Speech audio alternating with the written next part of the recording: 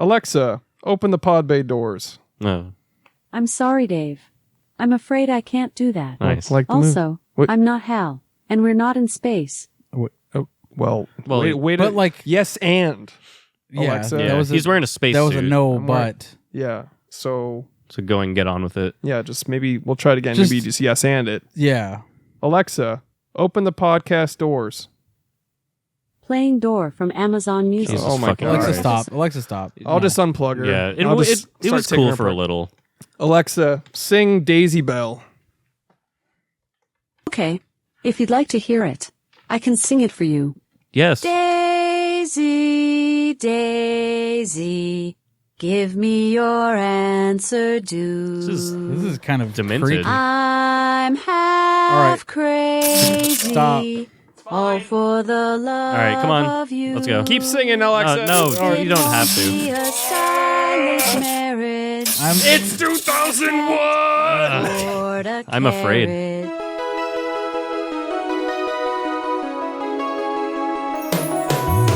Every fucking week, new movies get released. How does anyone ever see these? There are too many movies. Welcome to There Are Too Many Movies, family.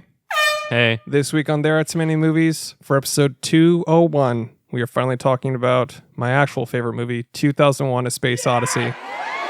Because by the time we get to episode 2001, we will, in fact, Be dead. be, maybe. Or we will be artificial life. Yes. Yeah.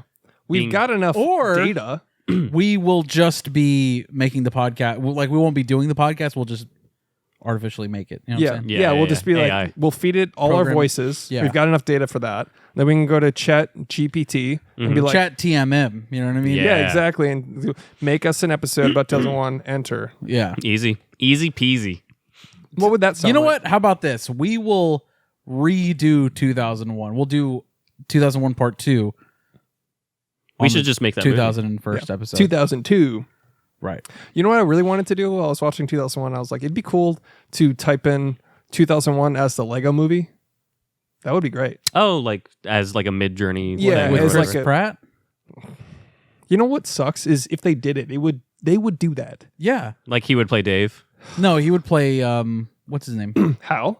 No. the doctor. From Oh, the Dave, second yeah, act. you're Okay. right. Dave Dave. Bowman, yeah. Bowman. That's what the name was. Okay. Anyways, before we talk about 2001, we're going to talk about what we've been watching. I'm Chris Collins.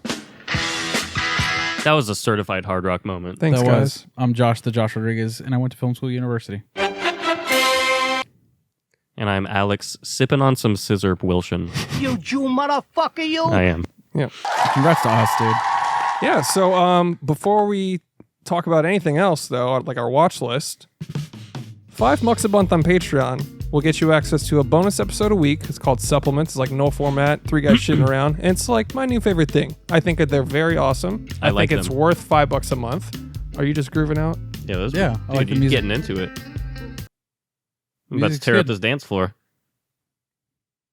What? You don't know, but I've cut the music at this point. Oh, shit. Oh, really? Yeah. And it's back It goes in. out the And whole it's thing? back. Oh, okay. Do. Yeah. Yeah. So basically, you get a bonus weekly, bonus monthly also, which we talk about an actual movie. And then feed pics, fucking Discord access, Let's fucking fucking get it, community access. If you want a bunch of friends that you have to pay to know, join our Discord. It's a very exclusive club. There are like 200 of us. Yeah. And it's cool. And it's actually really fun. And it's some of the coolest people I've ever met. I have a bunch of best friends that I've never I have a best friend club that has like 300 people. Yeah, but you're in the bottom tier, so you can like go to like 2 get-togethers a week. Ah, shit. Yeah. Yeah. There's only one tier. It's $5 a month. $5 a month. And it's on patreon.com/there2movies. And we will send you a fleshlight made from our individual cast of our anuses. Like that is like that's a perk. Surprisingly, Alex sells the best. Yeah.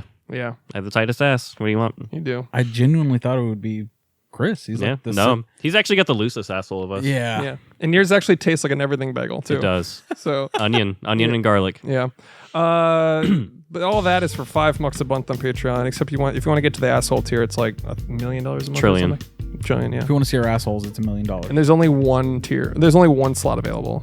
We only sell that once, and then we quit. Yep. Right. We send our asses. And then we're out of the game. And we're out of the game. Then we're out of the Out of the rat race. So if you love us, you can do that. Or if you hate us, you can just shut us down with $1 million. Right. Exactly. So there's that.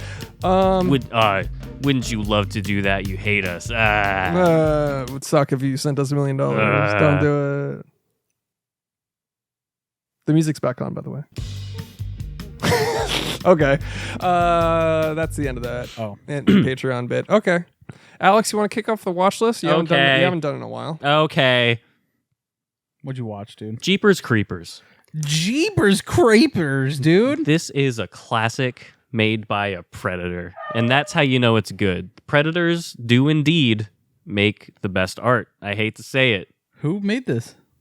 The predator. Who? I just met her. Alexa, who directed Jeepers Creepers? A predator. Victor Salva directed Jeepers Creepers. Is he He's a bad? predator? He's a bad guy? he's a bad dude. It was actually directed by the predator. He was like, It's like, Well, the fucking what's his name? The creeper itself kind of looks very predator-y, doesn't he? I don't remember. He has like big old like. Does that Justin Long? Yes. Yeah. Yeah. I'm just picturing the predator directing now. It's like, hey, what do you think of He that? has a thing? hat and he's doing a lot of this. He's like, Yeah. he's looking through the viewfinder. Yeah, like, it's all like the thermograph, like it's like the thermal imaging. Where he's Yeah. like looking, he's like, "Why is it so colorful?" And they're like, Yeah. "Oh, you got fucking thermal fucking vision." idiot. Yeah. And he's like, whoosh. He does like the, you know that noise before he goes into thermal vision. Yeah. It's like, whoosh. It's like the gaffer fucks something up and you see the fucking 3 dots like how. yeah, yeah. the best boy is the worst fuck, boy. My bad. But yeah. So how's Jeepers Creepers? It is a good, fun time, and not much more.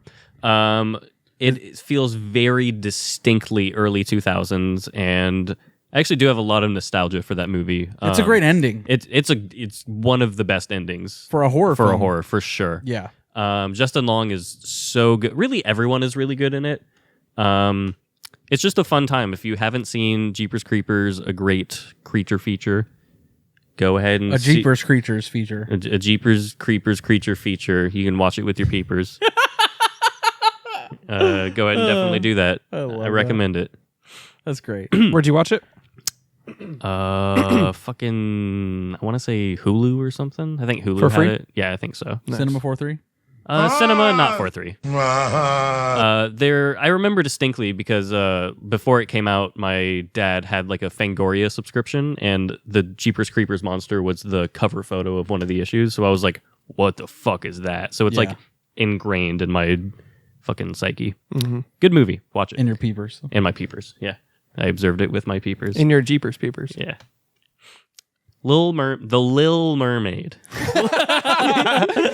The new one. Yes. Thoughts? Of the current lineup of live action Disney movies, this is my favorite. I still will never watch it over the original simply because Did you grew up with the original? I did. Yeah. Oh, okay. My We had a sister, right? Yeah. My sister watched it all the fucking time, and then I consequently also watched it all the time. The original's great to me. I love that movie. The music is top terrific. tier. Yeah.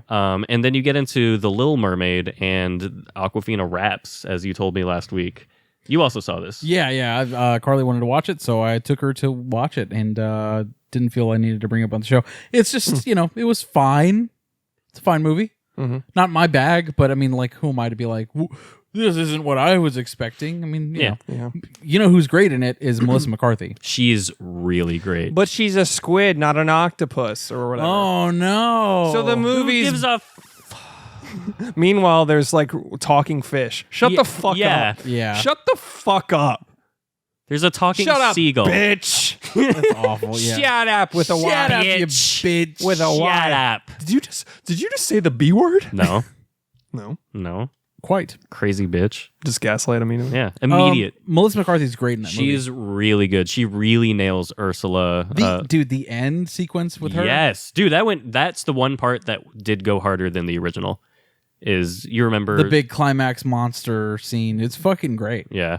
What does Aquafina play? Scuttle the seagull. Okay. I mean, they're in the original. That's a character from She the original, raps. but she does. There is a rap song, and that's not in the original. that is no. Arguably, they don't rap in the original. And the 1989's The Little Mermaid on cartoon on VHS now.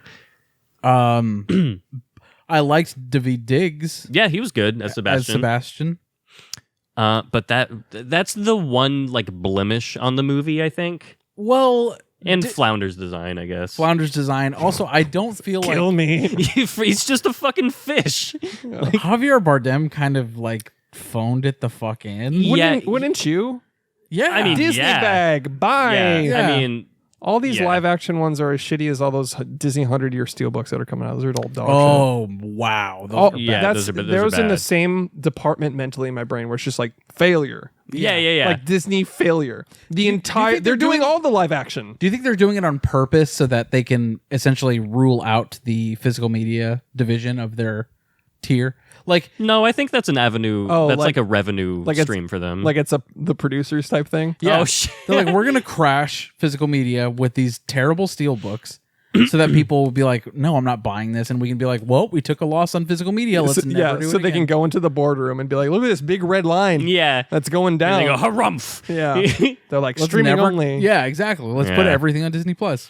Maybe. Fucking dumb. You know who is really good, who actually gives like the best performance, I think, in any of the live action ones? Josh Gad in Beauty and the Beast. Oh, I never saw it. Good. He's very good. Yeah? He plays LeFou, like Gaston's like little Is it minion, Candle? essentially. No. He's like the bad guy's The like, teacup. henchman. No, he's a human. The candlestick. No, Josh Gad's character in Beauty and the Beast. The he's Beast. He's a human. The Beast. Josh Gad plays the Beast, right? Sure. Okay. All right. Oh no! I'm mixing it up. So he's the magic carpet then. Correct. There you go. Okay. And we're Yes. back. And, All right. and we are back. Just We're so clarify. back. He plays one of the We're table so legs. back. Okay. Got Yeah. it. Cinephiles only, dude. That one is mostly humans, though, besides the furniture, though, right? Of course. Yeah, Everyone's yeah. kind of forgivable. Yeah. That was before the whole thing. That was before Lion King kicked off, like, let's just Fucking do all what the the Disney movies. hell? Yeah. You know what might Directed actually by... Oh, sorry. No, it wasn't. Oh, I what? was going to say the Aladdin one was by Guy Ritchie. It was. Yeah. it I know. was. I almost thought the Lion King one was Guy Ritchie. Oh. You know what's actually might be kind of good, dude? What? The Hercules live action one. Are they doing that? Yes. I'm seeing the shit out of Yeah, that. that'll be great. I'm That'll gonna probably for be sure really see good, that. dude. Yeah, it's all humans, just gods and shit. Yeah. Yeah, I That- love Dude, fucking I love mythology. Disney's Hercules. That's probably what kicked off my love for mythology. is James Woods that as, movie. as Hades is one of the best Iconic. yeah, performances James ever. Woods. He's Come on, so dude. good. That and Herc's Adventures for PS1. That's a great game. The Hercules game was really fun. It was, yeah. I bet that'll hard be a as good shit. live action. That is going to be good. Yeah. You know what won't be good? Bambi. Bambi, yeah, dude. yeah. Directed Probably. by Sarah Polly, dude. the director of Women Talking. The Oscar-winning Oscar-winning director. adapted screenwriter. So, Sarah Polly. so is Hercules casted? No. Who would you cast? Ooh. Well, okay, so there's teen Hercules who's sort of Can like John Cena be Hercules? he'd. That I think he'd be would- pretty great. That would be great. Yeah. Right? It's goofy. I think he's really leaned into comedy the past few years. Yeah. Plus, That he actually- could pull off the The like body. I mean, he's I mean, not just the body, but like the too bad he's significant invisible. moments. Fuck. Yeah. Ah, shit, you're right. Yeah. Doesn't even need a green screen suit. The VFX team is like, yes. Fuck yeah. Yeah. Or even they don't need to like make him bigger at all. They can just be like, Yeah. come as you are. Him or fucking even Thad from Blue Mountain State. Oh, he'd be great. Alan he would- Richardson. He would be great Dude, too. I forgot about that show. That's a really funny show. He's dude, seriously one of the most talented fucking hilarious actors ever. That like he's only been in like Teenage Mutant Ninja Turtles yeah, and then Blue Mountain and like State. Jack Reacher and like that's all Yeah. he's done. Dude, okay, Like, who he would be so fucking good as Hercules. the most important casting? Who would be Megara? Meg. I don't know. Oh. You gotta give it to okay. Sydney Sweeney. Really? No. Nah, she doesn't work as a brunette. Yeah. If I could pick an actor of any time, it would be my cousin Vinny era. Oh, yes. Marissa Tomei. Nailed it. That is perfect. I was going to say Marissa Tomei or Maggie Gyllenhaal, but younger. Yeah. Marissa Just to Tomei fit the in her. just to fit Right. the casting. Maybe Gianna Michaels, throw her in there. Who's that? I don't know. I don't know. I don't even It's know a who that name is. I just made up. Yeah, he just made up a name. Don't Weird. Google it. Okay, Who? But like current day, that's tough, man. that is really tough. Yeah. There are no. There are no beautiful women anymore. Especially in Hollywood. Yeah. Not that. James Woods as Hades though. For real. Yeah. You can't. Did Florence Pugh do it? Nah. Nah. No. She's too short. Whoa. I just made up an arbitrary reason. Heightest of you. Very heightest of you. Well, Hades. Hades, James it's got to be Woods. James Woods. Gotta be. Yeah. Live action though? Yeah, He's too old for the gig. he's mostly flame. He's mostly just standing there and then He like is a flame. gesticulating. Yeah. I don't know, man. I can't imagine anybody else. It has to at least, even if someone plays him, he's got to voice it. Like, he has to. I don't know, dude. It's 2023. I think it's Chris Pratt. Disney would love that, but He really, yeah. it probably would be. But You know, he's also doing some other animated character. I know he just did Mario, but he's also Garfield. He's gonna be Garfield. Are you as well. serious? Yeah, dead serious. They're making another Garfield movie? Jesus. Yeah. Hopefully David Cross is in it. All right. Anything else in your watch list? Rushmore by Wes Anderson. Getting ready for Asteroid City. I see. Yes, I am. This is a great movie. Ever since I saw Grand Budapest Hotel, though, every Wes Anderson movie pretty much pales in comparison. Yeah. That is such a good fucking movie, dude. Genuinely the best of his work, It's- and it's hard to compete with it. It's Yeah. just so fucking like, I good. wasn't, like... Before, I always, like, sort of tolerated Wes Anderson. Right, like, he right. wasn't ever someone that I, like, disliked or anything, but I was like, yeah, he's got a style, and it's not really my thing too much. You know what's funny though? Sorry, I'm going to interrupt you're you fine. for a second. You know how like there are all these like AI generated versions of Wes Anderson, and, like people are getting upset because it's like Wes Anderson is more than that. Is he? Exactly. Fucking is he? I though? literally retweeted somebody that was like, I hate to see all these AI things as if all he is symmetrical, quirky shots. And I'm just like, But, is he? yeah. Isn't he? Like, That's all he fucking does, dude. yeah. I mean, it's like a lot of his movies are good. Oh, Don't sorry. get us There is wrong. that one shot of a guy on a motorcycle that goes. Yeah. yeah. Yeah. It's awful. I mean, it like It's not a awful. style. It's just It's his- distinctive, and he made it his own. It's Yeah. what he does. It's surface level, and that's what he does. But Yeah. Grand Budapest really... It stands above the rest. It It's is very gorgeous. fucking good. He makes good movies, but to have a style so formulaic is kind of detrimental to his movies. Because you just expect it. Yeah. It's all expected. I guess An so. AI can create it. Yeah. At this point, that's how formulaic it is. It ingested all the movies and went, I know how to do this. Yeah.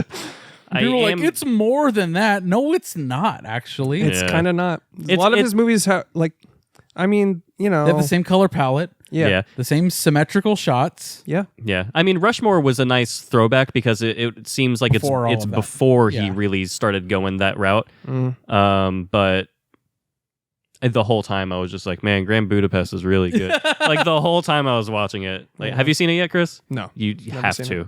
I've never been a huge Wes Anderson stan. Same, and that It's just that Dude. movie. You I like Life Aquatic and Grand Budapest. And oh no, I haven't seen Grand Budapest. Yeah. Sorry, Life Aquatic's great though. Life Aquatic and Royal Tenenbaums is what I was thinking of. Sure. But anyway, Royal Tenenbaums feels like that's where he like started being Wes Anderson. You know what I mean? Yeah, it's like he just did his thing. Yeah. yeah, Good shit. Fair enough. That's all I got. nice.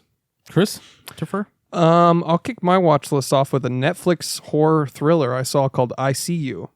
Dude, I saw the trailer for this the other day. How was it? Dude, it's solid. Solid?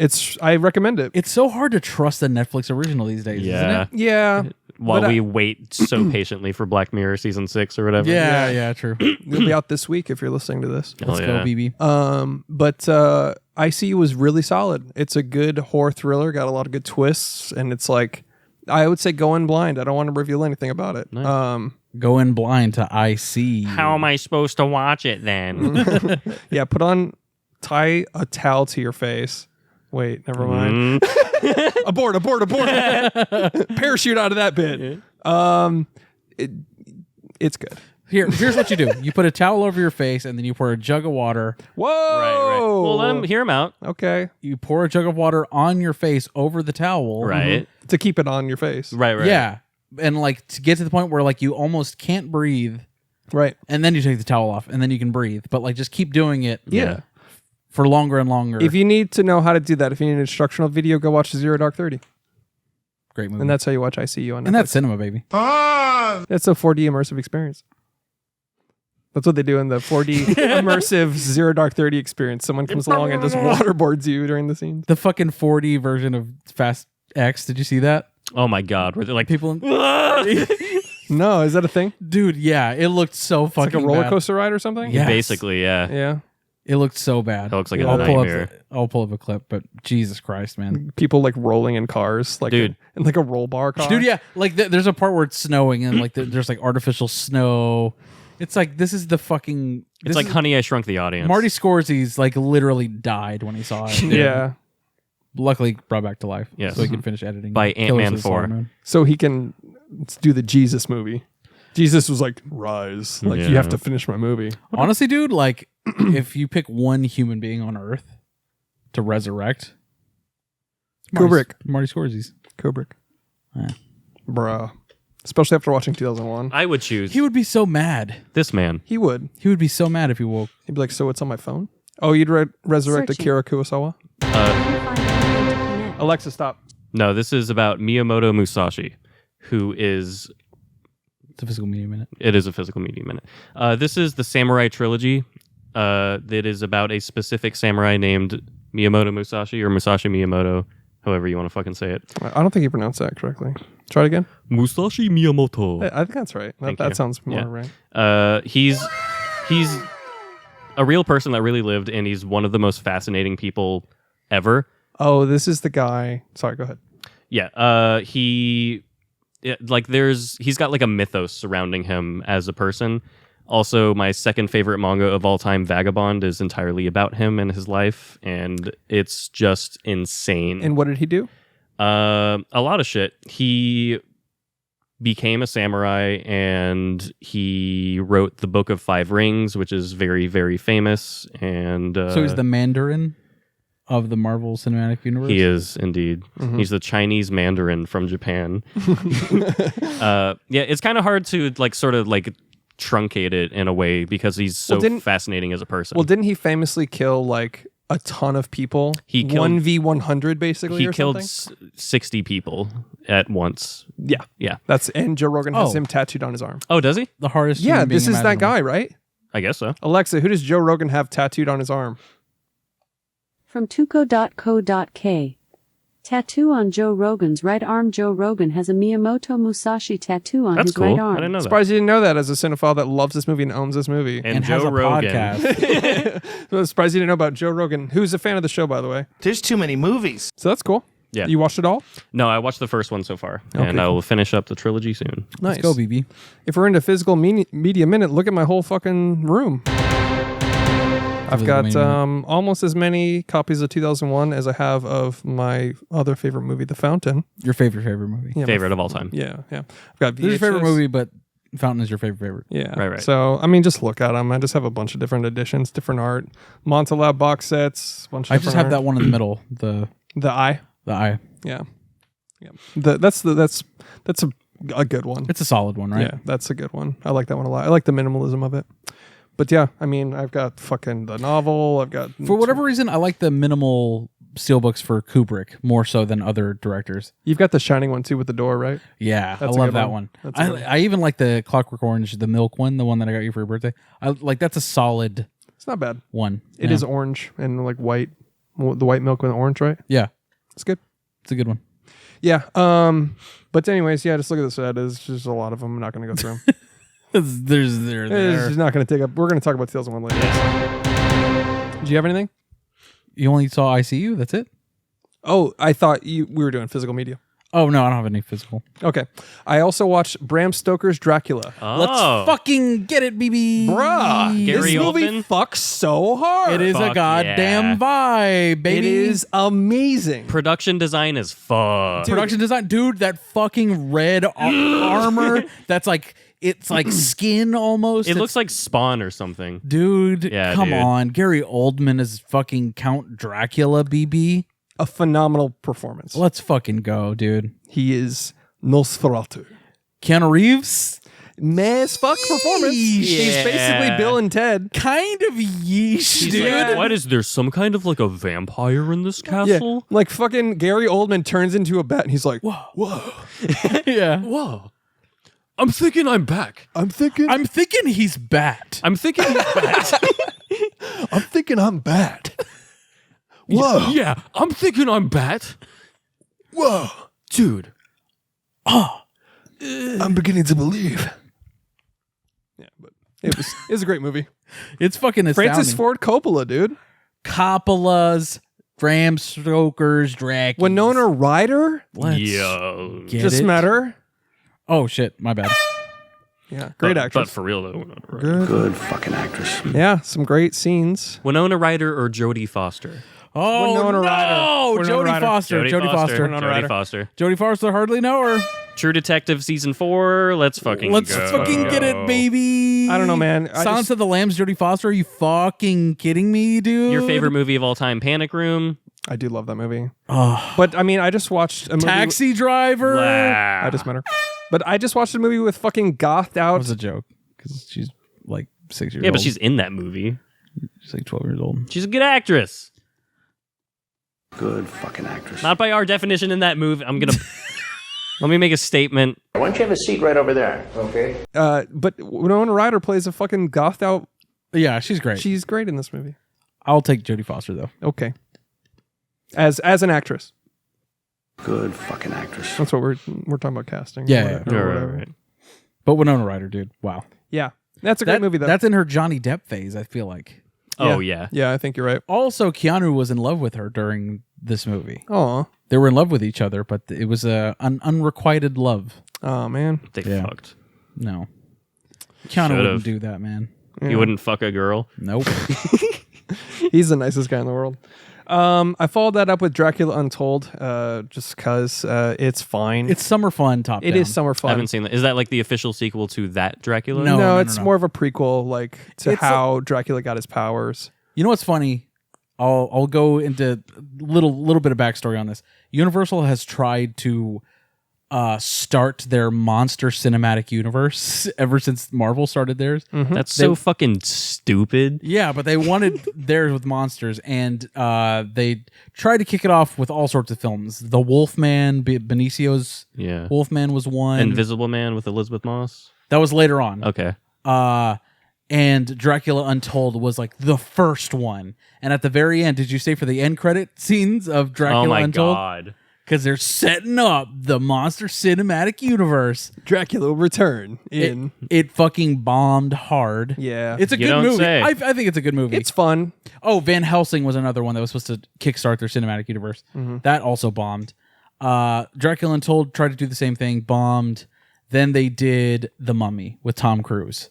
And that's when they announced officially the Dark Universe with fucking Javier Bardem as Frankenstein's monster and fucking Russell Crowe as Dr. Jekyll and fucking What a Johnny Depp was the Invisible Man. We're basically announcing the flop cinematic universe. Dude, immediately bombed with Tom Cruise as the Mummy. Yeah. And then they were like, fuck it. Let's yeah. Fuck it. Release day. They're just go fuck it. They were like, their first press conference is just like, today we're announcing the Monster Cinematic Universe. Confetti. Fucking sound effects. Boom, whatever. And then after The Mummy, he came out. after the Mummy's fucking, they checked out the box office numbers on The Mummy. Yeah. And then he came out after that, didn't even get to the microphone on the podium. He's just like, you know what?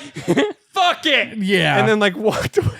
And then they did the right thing and gave Blumhouse The Invisible Man, which did great because it was a movie on its own that was not trying to build on another fucking universe. That's honestly, dude, that is what you do now. Yeah, don't try to. Okay, first of all, Marvel did it. They won. They did it's it. over. And you're definitely not going to replicate that. No. There's no way. Just make a good movie. Yeah. Yeah. Period. Just like the Batman did. Yeah. Make a good movie. Mhm. And call it a fucking day. Exactly. Are you going to see The Flash? Yeah. Yeah. It's all right.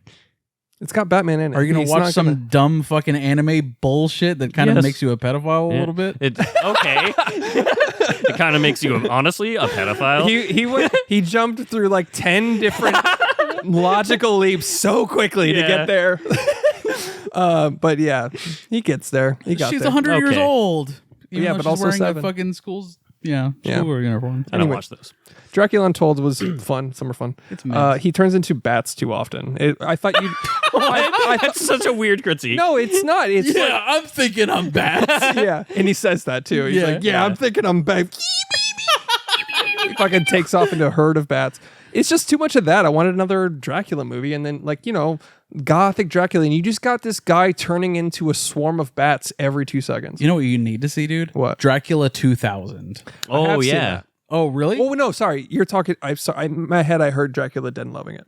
Oh, no. I mean, that's a great They're movie. both I haven't great. seen 2000. Dracula 2000 is a banger Okay. and has it's right up there with Queen of the Damned as far as soundtracks go. Nice. Queen It's- Latifah of the Damned. It's that same vibe.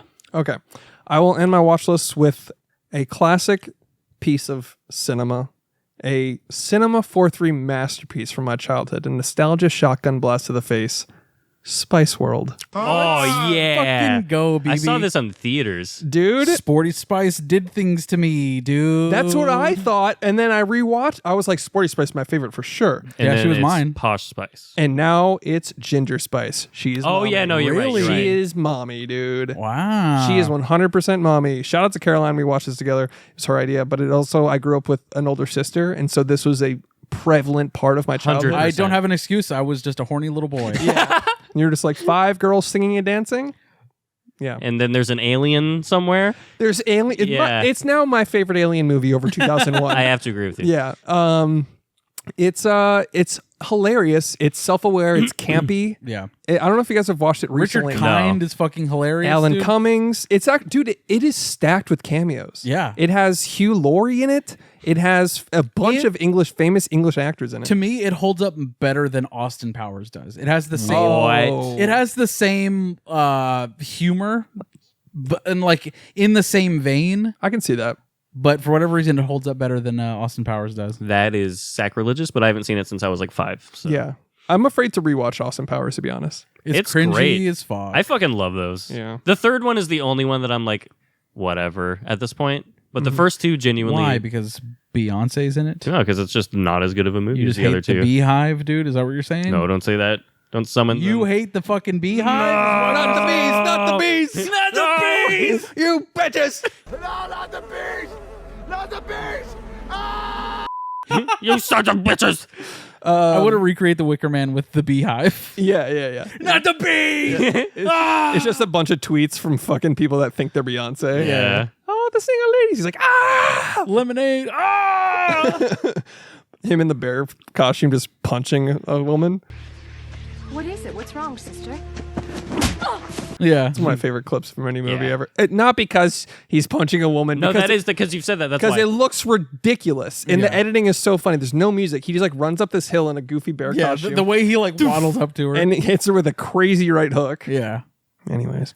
Dexter, dude. Yeah, that's Spice World's great, self-aware, campy, meta towards the end. It gets Yeah. self-aware and weird. Weird. It's like the writer is I love pitching that, a movie about writing the movie, and he's writing the movie as it's happening. Right. It just gets insane. I love whenever the man is dancing along to the last song. The guy that has a different animal Yeah, in his yeah. lair every time it cuts back to Yeah. him. He has a white cat, and then it cuts back. He's got a bunny, and then it cuts back, and he's got a pig. It's That's just hilarious. dude, it's so funny. Yeah, it's good. And yeah, and he always has some weird abstract thing to say. He's like, if you chase the rabbit long enough, the hole goes deeper and deeper. And the manager's like, yep, okay, I gotta go. And it's just he always has some weird I think Nice. what's that dude's name? Richard Grant. But every time famous actor. I see him now, and I'm always like, man, he was great in Spice World. You know what I mean? That's awesome. He had a full career before and after, but I'm Yeah. always like, damn, You're like he's good. Spice World, though. He's known from that's if we ever introduce people, we should introduce them with their most Their obscure worst. credit. Yeah. Yeah. Like that. Star of Green Hornet, Seth Rogen. Yeah, exactly. Yeah. Exactly. Roger Deakins of the Goldfinch fame. Yeah. Anyways, that's it for me. Wow. Okay. All right. Let's do it. Wow. Let's run through it. Okay, I had some fucking 4-5 star fucking ratings over here. All right, had a good weekend of watching films. Mystic River 2003. This is a 20-year-old movie now. Scene Peen. Scene Peen. My mistake. Kevin Bakey's, Tim Robbie's, Lawrence Fishie's. Wow. Directed by Clint Eastwood. Do you guys know it was directed by Clint Eastwood? Did not. It is a fucking awesome movie. I just watched this like last year. Really? Great. It's great. I fucking love this movie, dude. Great thriller. It's a great thriller. It had lots of twists and turns. I definitely wasn't expecting until like maybe 2/3 the way through, and I was like, "Oh, okay, I got it. I got it." But it's not that I was like really searching for it. I just really loved the story that it was telling. Clint Eastwood's not gonna get you with a twist. No, and I don't need him to. No, you just need a good movie. The movie it's just a terrific thriller. Yeah. I don't make thrillers. I just make movies. I make film. Young Vietnamese boys scare me. Mystic River is fucking great. I'm not a racist, but all my movies have racist undertones. It's a part of Americana. It's kind of patriotic and a little problematic. I starred in a movie with an orangutan, and it was called Any Which Way But Loose. Oh, you want to do another take? Do you feel lucky? We only do one take on my set. Punk. How many takes did I do? Was One. it 6? I'm so old now, I genuinely don't know how many takes we did. Mystic River is fucking great. It's 20 years old. I had to rent it. I didn't see it available anywhere else. Definitely check it out. It's fucking really, really, really good. I also watched, I went on a Brian De Palma phase this past weekend. It's just a phase. It's just a phase with Brian De Palma. 1987's The Untouchables. Have you seen this? Have Nope. you heard about this? Really? I've heard of it, but I've never seen it. Chris, have you seen this? Have you heard about this? What one? The Untouchables. Yes, I've heard of it. Okay. Haven't seen it. It's a mob movie, right? It is a mob movie. It is about the what is the Prohibition, with Robert De Niro prizing the role of Al Capone. Dude. Okay. Kevin Costner's in it. Andy Garcia's in it. Sean Connery's in it. Your favorite actor. He's great. With all of Sean Connery. his morals very much aligned with Yeah. yours. Hey, shut up, bitch. Yeah. You know? That's my Yeah, favorite quote of his. That's yeah. Sometimes you just have to do it. You just have to hit a woman. To Barbara Walters. You think it's good to slap a woman? No, I don't think it's good. You don't think it's bad? I don't think it's that bad. I think that it depends entirely on the circumstances and if it merits it. I'm going to cook some bathtub alcohol. Even before the hitting of the women line came up, like I really didn't know that about him. I never really liked Sean Connery as an actor. I was just like, whatever, he's there. He's just a guy. He's mids, honestly. He's Bond, and he's in Highlander. Right. Oh, right. Yeah, because it's Scottish and you need... that's the only movie he like reprised. Like he wanted to role, be yeah. in like Highlander 2. He's like, We need to get the Scottish culture out there. It's Scottish culture. He played like, I'm a god. And I'm sharing the screen with arguably one of the worst actors of all time. But there's a really cool sword. Yes. Yes. Yes, it's a sword, and you take the sword, But and he's you gay- stab a woman with it because she's just being manic and she won't, She's hysterical. there's no other option. He is at his best in this movie. He is charismatic and fucking great. what does he play?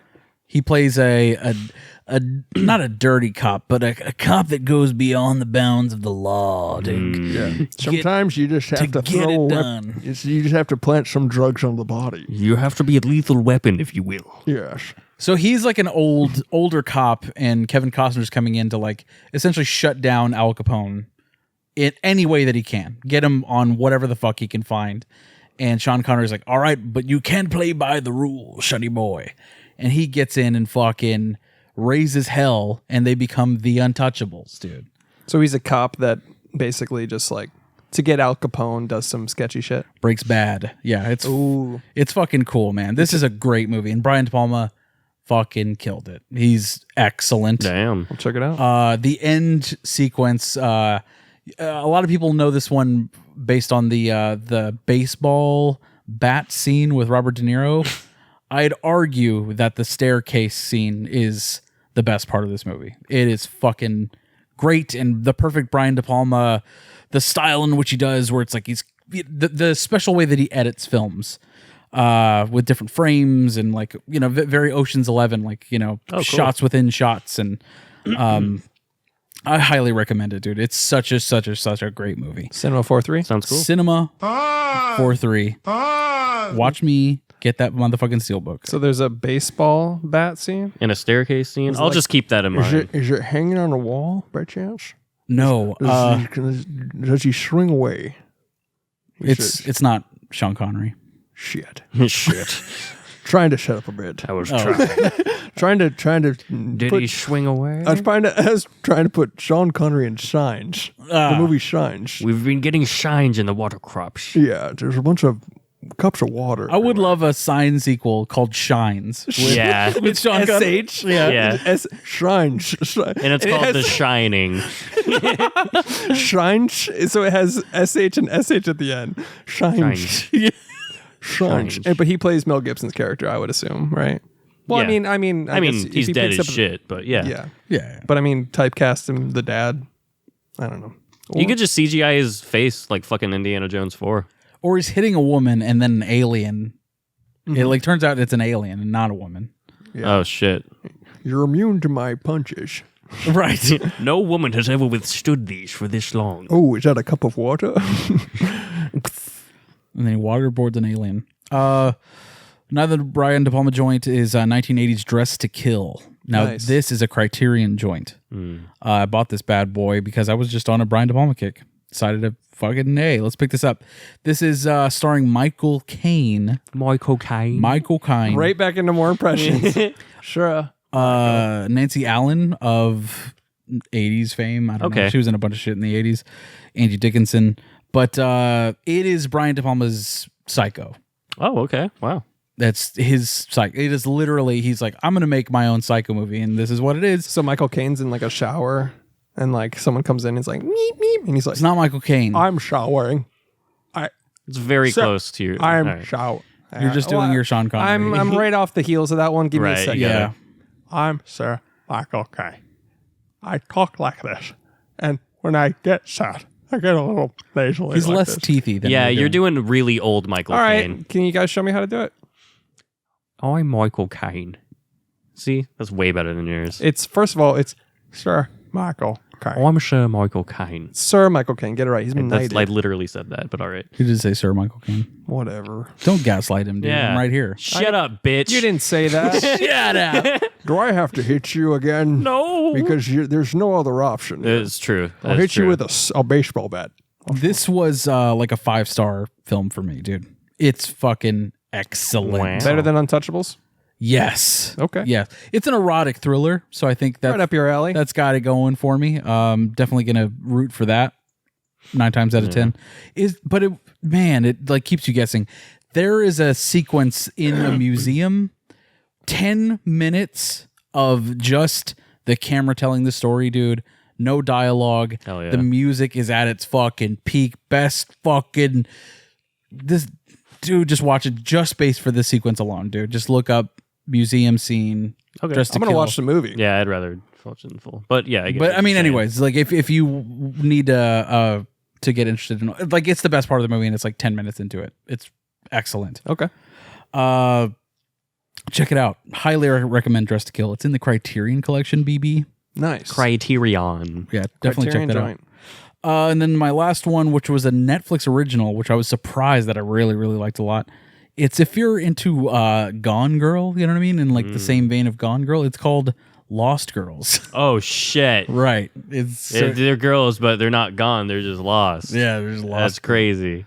Yeah. It's a prequel to Gone Girls. Yeah. There's Lost Girls. They're not gone yet. Not done yet. Yeah. There's There's Lost, Lost. for now. But it's from 2020, and it is based on an actual unsolved murder case.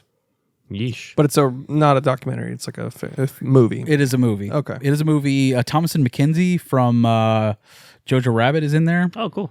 I forget her name from The Office. Michael's love interest at the end. Holly. Holly. Yeah. She is like the mom. Oh, I've seen this suggested to me by Netflix. Dude, watch it. All right. It is a really, really solid thriller. Hardly know her. Check it out. I don't want to spoil anything about it. The director came from a lot of those films in the same vein. Like I want to say she helped adapt Gone Girl into the adapted screenplay. I want to say she had a hand in it, or she produced it or something. But she's definitely involved in a lot of films like this, and has produced other documentaries about missing women and shit. Same vibe. Women missing. Better than women talking. You know what I'm saying? I would agree. As Sean Connery, I'd have to agree. Oh, that was Michael Caine, dude. Shit. I don't know. Shit. I don't know who I am anymore. I have Alzheimer's. I'm Sir Michael Connery. That's the new character is Sir Michael Connery. I'm sure it's just a fusion of whatever. He's Cockney and Scottish. It's Sir Michael Caine and Sean Connery doing the fusion dance. I almost spit out some water from that. Picturing it. Hell yeah. Come on, Michael, sink it up. You can do it. Sean Connery hits it hard, doesn't he? Yeah. He's like, yeah. And he like knocks over Michael Caine. Yeah. You can't hit it that hard, Michael Caine. See, I can hit. Don't be a bitch. Shut up. Shut up. Put your back into it, Michael. He's like, I'm old. I'm trying. It's terrible. At least I swing, motherfuckers. Anyways, that was the movie you were talking about. I was done. Cool. You're just rambling. Try and make this a comedy podcast. All right, so 2001 Space Odyssey, should we get into it? Let's get into it, BB. Yeah. All right, so I just want to put a disclaimer up front on this one. This movie sucks. I've got like 4 pages of notes, and I think at the risk of being unfunny for like 2 hours, instead, you're just going to get to some of them, and then maybe I just upload that as a notes on Patreon. Yeah. Or let's just see where we go. Let's get into it. Maybe let's fucking get speed into run it. them at the end. Yeah, let's get into it, fellas. So this movie, if I were to sum it up the best I could, is it's the only movie at the scale to sum up the past, present, and potential future of mankind. And I think that's why it's the greatest sci-fi film and arguably the greatest film of all time. It covers humanity from the beginning to its potential future. You did just talk about Spice World, but Yeah. all right. I mean, it's an alien movie. That's what my letterbox looks like. It's like Spice World, and then right after 5 stars for 2001: Space Odyssey. But they're both alien movies, so whatever. Same thing. Yeah, even though you never see the aliens in this, which is a deliberate choice. But they experimented a lot with like hundreds of different concepts. So the monoliths are just tools then. Yeah, They're beacons, if you will. They are beacons. Like in the They're like the markers from Mass Effect. They're like Roger Beacons. You could argue that. Yeah, dude. What if Roger Deakins did 2001? What if Dude, he was that a would fucking cinematographer? be insane. Dude. That would be nuts. I mean, you arguably it's perfect as it is. Yeah. Like it's still like even with the miniature models, the lighting still looks perfectly correct. Yeah. Like it's insane. Dude. But never recreate this. You know what I'm saying? No, never. Never ever recreate this. The sequel is like mids as fuck. It's a good movie. It's just nothing like this. No. And this movie stands the test of time. It's still in the craziest way imaginable. Yeah. I still cannot comprehend that this is done without CGI. 1968. It's all miniatures and just in camera matte paintings and photography. That is Fucking insane. the craziest shit imaginable. Yeah, and front projection, rear projection, every little monitor you see on sets, like every little thing, those are all 16 millimeter projectors for every tiny little screen. They don't have little screens to do, those are projectors. You know what really gets me, dude? Like, I just got it this time. What? The little like diamond shapes. Each side of those is the screen. Those are also a projector. Fuck. God. They did a slit scan thing and projected each side onto those little floating Do you notice that? What diamond shapes are you talking So about? the During diamond the- shapes that are on like the landscape that's going During Oh, the, right. the During the Stargate wormhole scene. scene, yeah. So like there are like I think 6 diamonds in total, yeah, I think so. maybe. But each side of it is the beginning of the scene.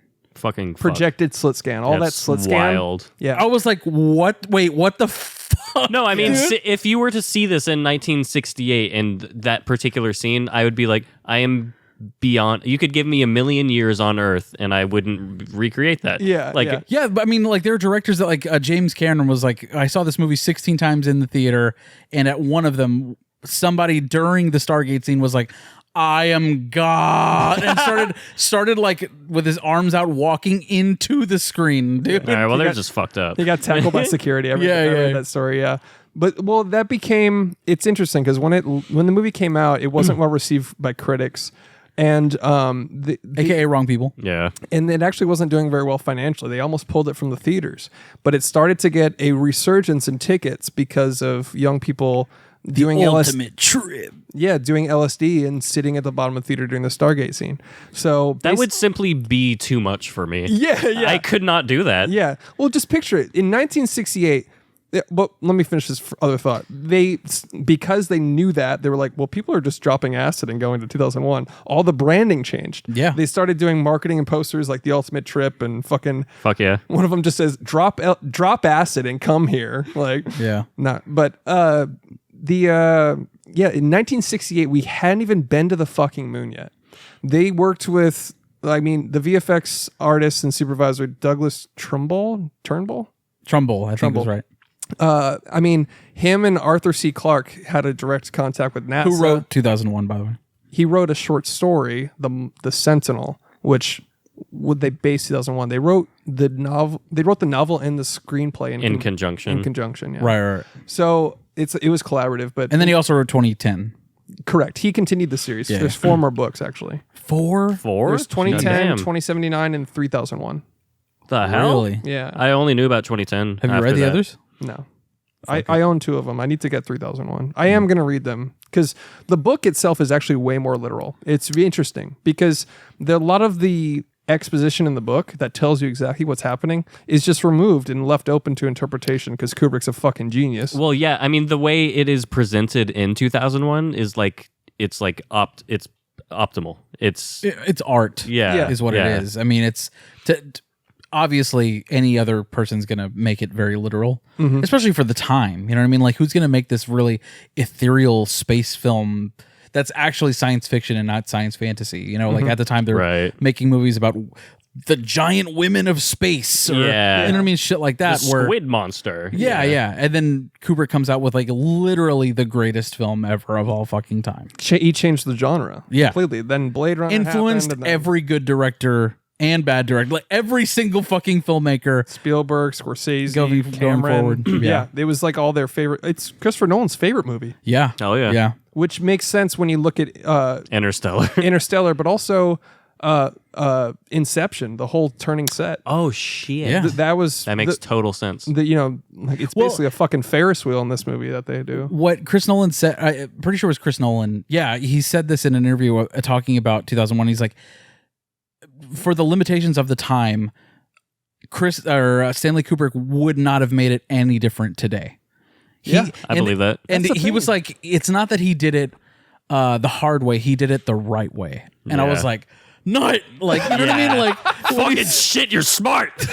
I fucking nutted it when he said that. Yeah. It's not the hard way, it's the right way. He supervised the film. transfer for IMAX. So it wasn't what he said, it was the unrestoration of 2001. He said that whenever he restored it, quote unquote, it was the chemical transfer that was from the original print of 2001 with the original mastering presented on a projector from 1968. Insane. It was presented in the exact way it was seen in 1968. And that's what he wanted to do. That's amazing. I love that. But I highly recommend looking up any making of documentaries, but there's specifically a series I watched to refresh my memory on all this insane shit. You did watch it again though, right? Of course. Okay. Yeah, with commentary this time. But nice. I had never watched it with commentary with the actors that played Dave Bowman and Frank Poole. Are there different, I assume there's different commentary tracks for different editions and stuff like that? Actually, this is the only one I found. Oh, okay. I opened up all my versions and looked, but I Googled it to see what commentary ones are available. I didn't look that hard, to be honest. But this one was recorded in 2007 for the Blu-ray release of the movie. Should have done it in 2001. Yeah. Really fucked that up. Yeah, they should. There's have arguably Blu-ray. some crazy shit that happened. You could argue. Oh shit. Oh wait, don't do it then. Anyways, I rewatched it with the commentary track from the actors, and it has a lot of good bits. But honestly, you can just go watch this series by Cinema Tyler on YouTube. It's a 7-part series, each like 30 minutes. I know that's like a lot, but if you love this movie, he does a deep dive on every BTS, every article, every interview, and he basically just lays it all out for you. Oh, yeah. From Dude, beginning of end of the movie, he lays out how it was done. And it's mind-blowing. Movies are hard at the final very boss. top. This is this is when you walk Movies in. are fucking hard, man. It's just fucking Lord of Cinder plays in the background while you watch this. Yeah, if you walk into the Academy of Motion Picture Arts and Science Museum and to the 2001 exhibit, hypothetical, you hear a health bar. Yeah. You see a health bar? You see. Yeah.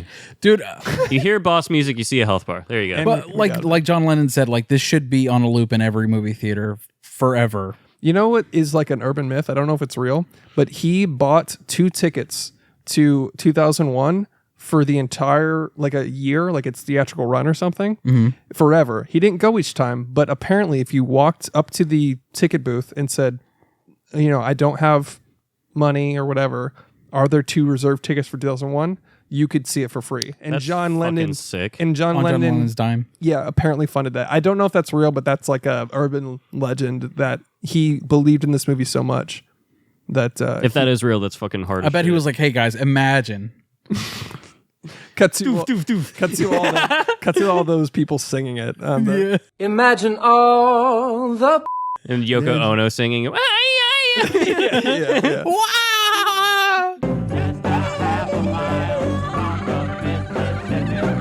She's like, Chuck Berry. she's like, doing that during the Stargates. fucking dumb bitch. Shut up, bitch. My favorite one is when the eyes just go completely wide. He's like,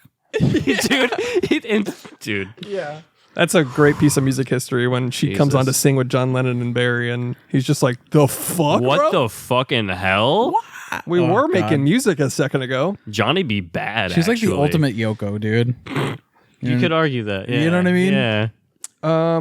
But goddamn, where do we begin? I mean, starting at the dawn of man. Where do we begin? I don't know. I guess the dawn of man. But that's the crazy part of this movie is like that's where we It's begin. literally the beginning is the beginning. Yeah. Like Alexa, stop. Hot take. I was watching this thinking about editing, and if you really wanted to cut 20 minutes off of it, I know it has a lot of exposition and character development for mankind. in the monkey. Yeah, But you chop off as soon as he discovers the tool. you can. From know there that's- until he throws it into the fucking air. Yes. Right. Well, okay. This is like a hot take that I would never do, but you could remove the whole Dawn of Man scene and just start it as we found something on the moon. And then it goes into Jupiter. Yeah. I guess you could do that, but I don't think the gravity of Of course not. everything. The you know what I mean? iconography Of of course not. Yeah. I'm not saying you Chris, should. what the hell are you saying? But I was just thinking about it. If somebody mandated you cut 30 minutes off of this movie, that would be easy mode to take that off. Yeah. But you would never. Lose. It has the most iconic, like one of the most iconic scenes Yeah. of all, the most parodied scene of all of cinema Yeah. or all of pop culture history. Like one of the first memes. Yeah, literally. But the front. This is an interesting fact. All that was done with front plate projection. You know, the sets, the foreground, all the background are still images, and all those opening shots of Africa are actually only still images. Those are the only things shot by a B team. That was a still photographer in Africa, and because he didn't fly, he had a fear of flying. Everybody knows that. But another fun fact: he has a fear of flying because he got a pilot's license, saw all the things that could go wrong, and was like, I'm never fucking flying. Yeah, again." I Yeah, mean, for a man that's obsessed with perfection. Yeah. yeah. Why like, would you accept totally any alternative? understandable. Yeah. yeah. Totally understandable. And he's like, so you guys are just winging it? Literally. Literally winging it.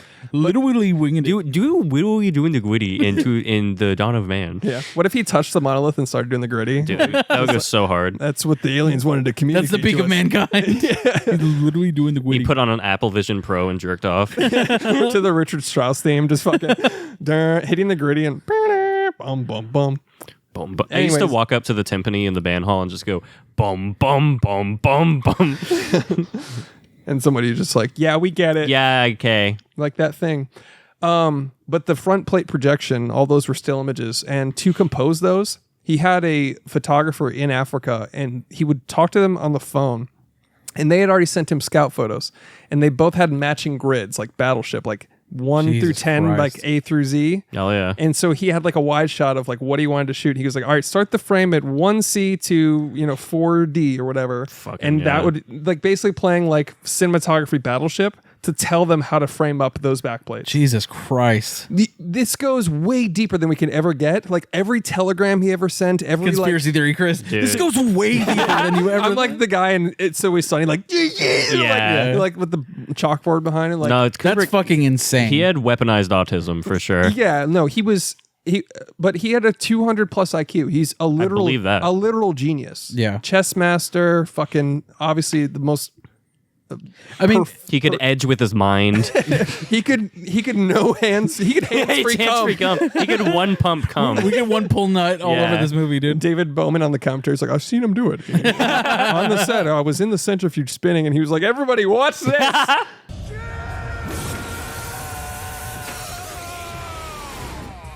He one pull nutted back to back. It was the Yeah. craziest thing I've ever seen. He used it to get propulsion in space. He launched him back. Yeah, he's a method director, so he went to space to get that. But He doesn't fly, but he does go to space. But that's the craziest shit. He walked there. When you put this when you put this into perspective, that it was 1968, and we didn't even have a picture of Earth yet. We didn't have a picture of Earth from space. That came a few years later. Every picture they had of Earth was like of some weird composition of satellites or black and white photos. The first one came like a year later, taken by a human, like 1971 or 1968, the year this movie came out, Jesus is Christ. when we actually got our first Earth. And the craziest thing is they had to estimate and guess based on data and exposures and like what would it look like It was from a space. composite, yeah. Sort of, but they experimented using like a radial, like they took a shot of it, of their animation, their cutout at every f-stop, and then they just compared them, and then they were like right about there. Wow. That's the exposure, right, that they wanted. So they did it, and it apparently is slightly darker, and Kubrick was like, I'm happy with that. Huh. He was like Shit. close enough, Wow. Rare. given that He's a perfectionist for everything else. but like given that he basically composed this movie that looks like it's real before we Yeah. had even been to space. You know what's got to be He's insulting? like, take the W, you know? Yeah. It's got to be insulting from his perspective that people were saying that like the actual moon landing footage was directed by Kubrick, because he's like, I would make it look way better than that, first of all. yeah. I would frame that way better, you Yeah. dumb fuck. Yeah. People think they used front plate projection, the same technology in 2001 to fake the moon landing, but that's silly. Go watch Film Worker. Yeah, they use dinner plate projection. Yeah. But another interesting thing, basically, the cinematographer on this, he won a BAFTA, but he said he was like, this was pointless for me to be there. Because it was all Kubrick, right? He was like, I wasn't. I did what he told me. Yeah. I wasn't really doing. He won a BAFTA, but he literally like said it wasn't a good experience working with Kubrick. Honestly, dude, like the first hour of this movie has all of my favorite shots. Like it Yeah, is the it's Dawn of Man beyond scene. iconic. Yeah. You think so? Up until the waltz, yeah. Yeah. Not up until, but like But including the during, yeah. waltz. Yeah. Up until I guess they get into the first Pan Am flight. Okay. Like all of my favorite shots are Yeah. before that. The hallway with the red chairs and stuff like that. yeah. Yeah. I mean, fuck. Every fucking shot. Yeah. Man. I mean, yeah, of course, every I shot just- is fucking incredible. This is the most Kubrick looking film of all his films, in my opinion. Yeah. That makes any sense. I could probably, yeah. I mean, to be honest, it's been too long since I've seen Barry Lyndon, but I think that might. fine. Right. Narratively, I could give a fuck. Yeah. But visually, I know it's probably like his like top 3 most well regarded. Yeah. Of course, we're talking about how like this influenced every good director going forward forever, especially directors that like make their own space movie. Like they're all intending like, all right, this is my 2001. You know, obviously Interstellar is Christopher Nolan's 2001. He's like, yeah, you don't just stand toe to toe with 2001. You just can't do that. You do your own thing. Alfonso Cuarón, who did Gravity, which is, you know, a decent movie, not my favorite, but still a really good space movie. Fine. Yeah, it's good. It's definitely practical, or not practical. Dude, it's 90% CG. No, not practical. Is accurate, space accurate. Oh, sure. You know what I mean? But he didn't look at a single frame. What? I was just thinking about like The part where she lets go and he just drifts away. No, I watched a VFX artist react thing about how they broke down like most of, even when you're seeing Sandra Bullock and George Clooney, they're 3D models. Yeah, they're not like next to each other at all. Yeah, it's wild. It's just it might as well have been animated, that movie. Yeah, I'm not a big fan of that movie, but Alfonso Cuarón is a good director. I'm not saying anything. But anyways, he was talking about, I think it's shot well. I think they do some really great things with cinematography. Categorically. Categorically. The director of photography, cinema, was great. Photography director, exactly. He said he didn't look at a single frame of 2001 in preparation for Gravity. He said it's like taking a shower next to Rocco Siffredi. Okay, good metaphor. And you got a big fucking laugh from the crowd, but it's like true. Taking a shower next to Mandingo. Yeah, which I would never do. Yeah, you know who Rocco Siffredi is, right? I assume he's got a big dick. He's a porn star. He's a porn star. Yeah. I actually learned about him from a Zakk Wylde Guitar World interview. Oh, really? Because he was like, the interview was like, you just went to rehab, didn't you? He's like, yeah, I just jerked off to Rocco Siffredi porn. And I was like, what? What's that? So you googled that name, and I did. There you go. But yeah, I mean, he was like, there's no fucking competing with that. Like, you just can't do it. And he's like, I couldn't, in good conscience, make a space movie with that looming over my fucking head. Yeah. You shouldn't put that in your like zeitgeist of influence if you're trying to make a movie, space movie. But yeah, and how every director doesn't go back to space. It's like they'll make a space movie and then they that's that. Yeah, that's true. I've heard that. They're like, that was hard. I'm not gonna do that to myself again. 3 rules of filmmaking: don't work with kids, don't work with animals, don't go to space. Fair. Is that an actual thing? The first 2 I added one as a bit. Okay. The joke is funny. You know you made a good joke when you have to explain it. Right. You know? Well, I'm genuinely curious. I'm not like, was that a joke? Like the first 2 are real though. Yeah. I mean, it's a joke in that's what- film. yeah. But anyways, I fucking have a million notes. Should I just keep going? Can I give you wrong people really quick? Sure. I'd love to get into wrong people because people are wrong. I'm just gonna assume you guys let me do all the research on this one. Honestly, yeah. You, I'm you giving definitely have done shit. Yeah, I'm giving you quotes and stuff. Yeah, my bad. Jerk. I didn't mean it like that. Fucking jerk. I didn't mean it like that. No, it was literally like Chris will want to take the reins. No. I definitely didn't do like a whole deep dive. I pulled things that I didn't think you would pull, like quotes from other directors. Yeah. No, you're doing good. I wasn't trying to. I got you. Fuck you, man. Alrighty. I'll edit it out as future Chris as an editor. I don't know. Can we get to some wrong people really quick? Let's do it. All right, wrong people. Joe Morgenstern from Newsweek. Morgenstern. A whimsical space operetta that fanatically inflates itself again for a surreal climax in which the imagery is just obscure enough to be annoying, just precise enough to be banal. So, is this a review that came out when it came out? This is from 2018. What? Well, that's why. I mean, it still holds up, but like every review, which by the way, it wasn't critically acclaimed, but every review from 1968 should be, I'm shitting out my eyes. Yeah. That's what it should be. Like, I pissed, started, came, and fucking puked all at the same time because I don't understand what I just fucking saw or how they did it. Yeah. But this is 2018. This guy's like, it's boring and banal. Like, Iron Man 2 had a way better villain. Dude. I would love to look up what he gave 5 stars. You know what I mean? Oh, probably Spider-Man No Way Home. Stanley Kaufman of the New Republic, dude. He's a top critic, by the way. Oh, shit, a top critic. Top critic. It's more like a sloppy top critic. For Rotten Tomatoes. High marks for Kubrick, the special effects man. Oh, high marks for Kubrick, the special effects man. He's not giving Kubrick the high marks, if that makes sense. Okay, go ahead. All right. But where was Kubrick the director? Oh, my fucking God. Okay.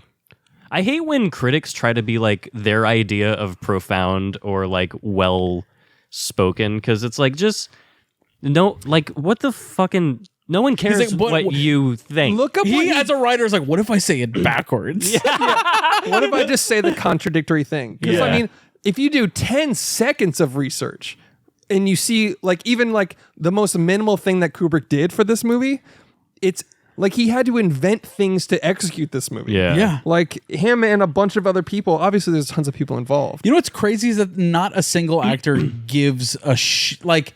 There's not a single great acting performance in this movie. Well, that's okay. I have Bowman's something to good say about that, but yeah, Bowman's good, but like that's not. There's no prolific actor elevating the material here. Well, it is sure. all Kubrick. Yes, but it's also he didn't want to make it about the human characters. He wanted to make it about humanity. Yeah. So they were forgettable. A lot of people On said purpose, right? in a way, but he casted unknown people on purpose. He casted them for their stoicism, and that was what NASA astronauts are required to be. Right. No fear, no, not emotion getting in the way. Analytical people. Kind of like computers. There's a theme there. But then Hal was the biggest takeaway from this movie. Everybody was like, my favorite character was Hal, and he was a computer. But he was the one that was like, he had the most personality. He was the cause of every turning plot point. he's like the actual character of the movie. He's a crux of the film. Yeah. So that's why he's the most interesting character. He's flawed and but I think they still did good for what they were. Yeah, they did as directed. But it's not performance based is what I'm saying. Yes. You have movies like Casino and shit like that where it's like Sure. Robert De Niro is elevating the fuck out of this script. Yeah. And it's because of an acting performance here or there. This doesn't have that. Yeah, That's it's not true. a character study Granted, at all. Hal, the actor that played Hal, fucking wow. He was Dude, great. yeah. And he was casted way late. They didn't even hear he did that all in post-production, by the way. Fucking sick. Only was on the film. He only worked 9 hours on the film. Jesus. What the He fuck? recorded for 1 day. Oh my God. What a baller day. Yeah, he had a bunch of people Change the fucking world in one day. Jesus. Yeah, he almost did casted the guy from Psycho, the one that falls down the stairs. Really? Oh, That's wow. the voice of Hal. And then he casted somebody else and he was too British, casted somebody else who was too this, that. And then he ended up on set having the first AD just read all the lines. And the first AD apparently sounded like Sir Michael Caine.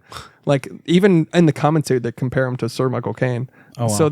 So he was just like, I'm sorry, Dave. I'm afraid I can't do that. Like, in the fucking... They're like, nah, dude. Yeah. And then they just replaced it all later. The size of a tangerine says that. Yeah. So the actual vocal performance of the actor that plays Hal, is it not supposed to be like a masculine and feminine inflection on the voice? I didn't see that in any of the behind the scenes stuff, but it was also almost a female named Athena. Do you know what's named Hal? Why it's named Hal? Yeah. Heuristic algorithmic computer. Hold on, I have it written down somewhere. I don't know. Stands for... I think it just likes the name Hal. Yeah, heuristic algorithmic computer. Well, at the time, IBM was the computer that they were right. referencing. Arthur C. Clarke said that Hal is the letters before I, B, and M. Yeah. That's a coincidence. That's a mistake. But Arthur C. Clarke said it. No. He didn't say it?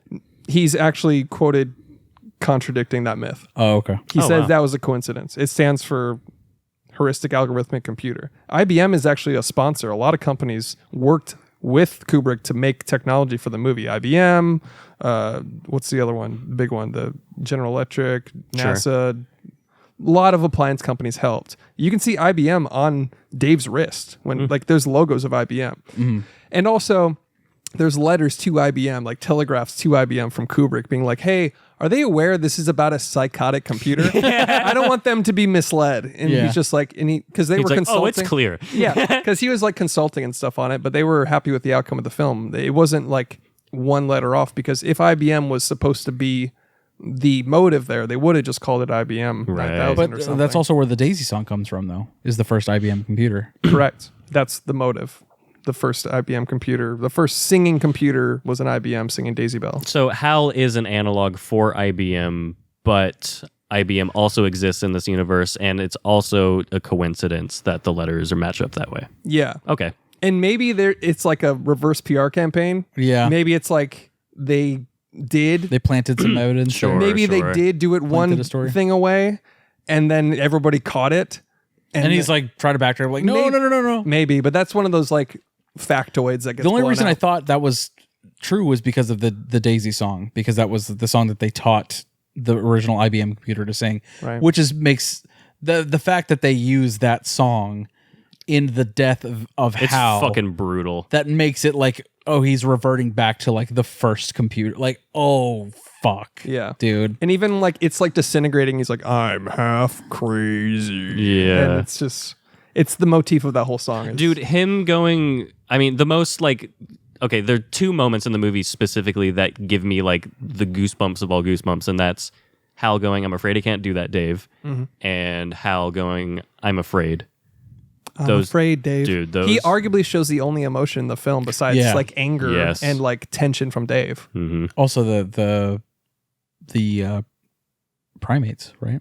Yeah, true. Yeah, They yeah. show anger Yeah. They and fight. fear. Yeah. I'd say impulse. Yeah. Oh, one more wrong person. Stephen Yeah. Hunter of the Washington Post, another top critic. Mm.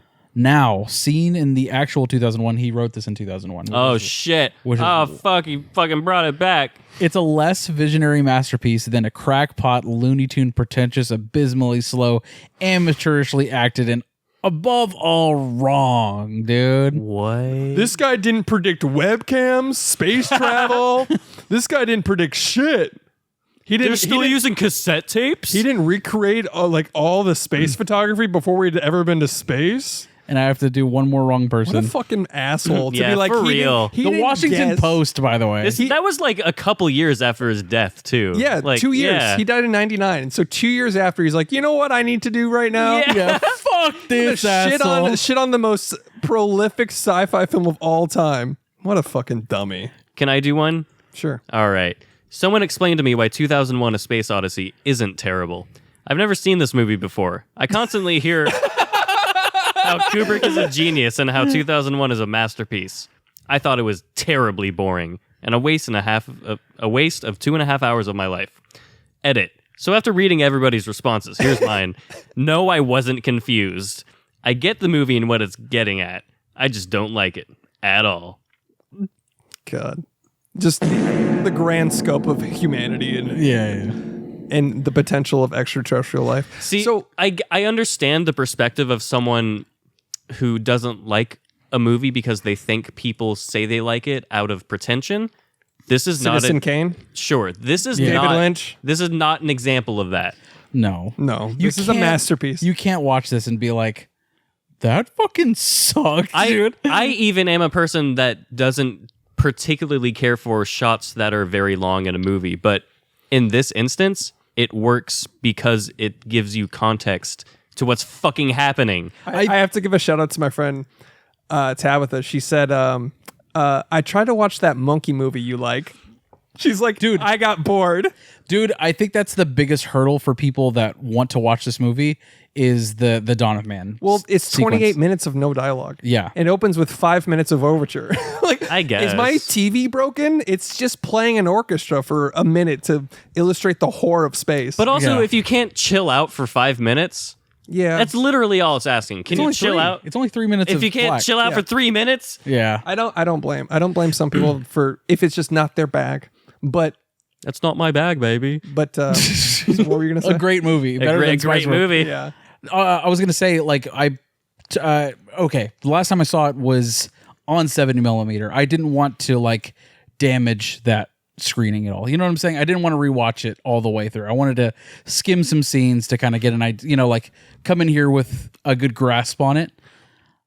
Gotcha. So whenever I started it this time, I didn't fucking move. I sat there for Yeah. 2.5 hours, just like holy shit, because like. There is not a single part that I want to skip in this movie. No. You know what I mean? It's just like pure cinematic. I perfection. fully I don't know, man. intended to skip around.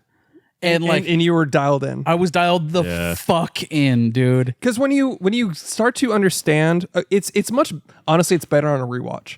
Because, Oh, yeah. Because when you go, like the first mystery, it is slow. You're just like, what is going on? It's just Right. shit floating in space for like a lot. Right. And then you And- see the monolith and you're like, okay. Yeah, you don't know Like- what's going on. Yeah, Right, it's right. it's completely mysterious. But on a rewatch, you can see what the filmmakers are trying, or filmmaker.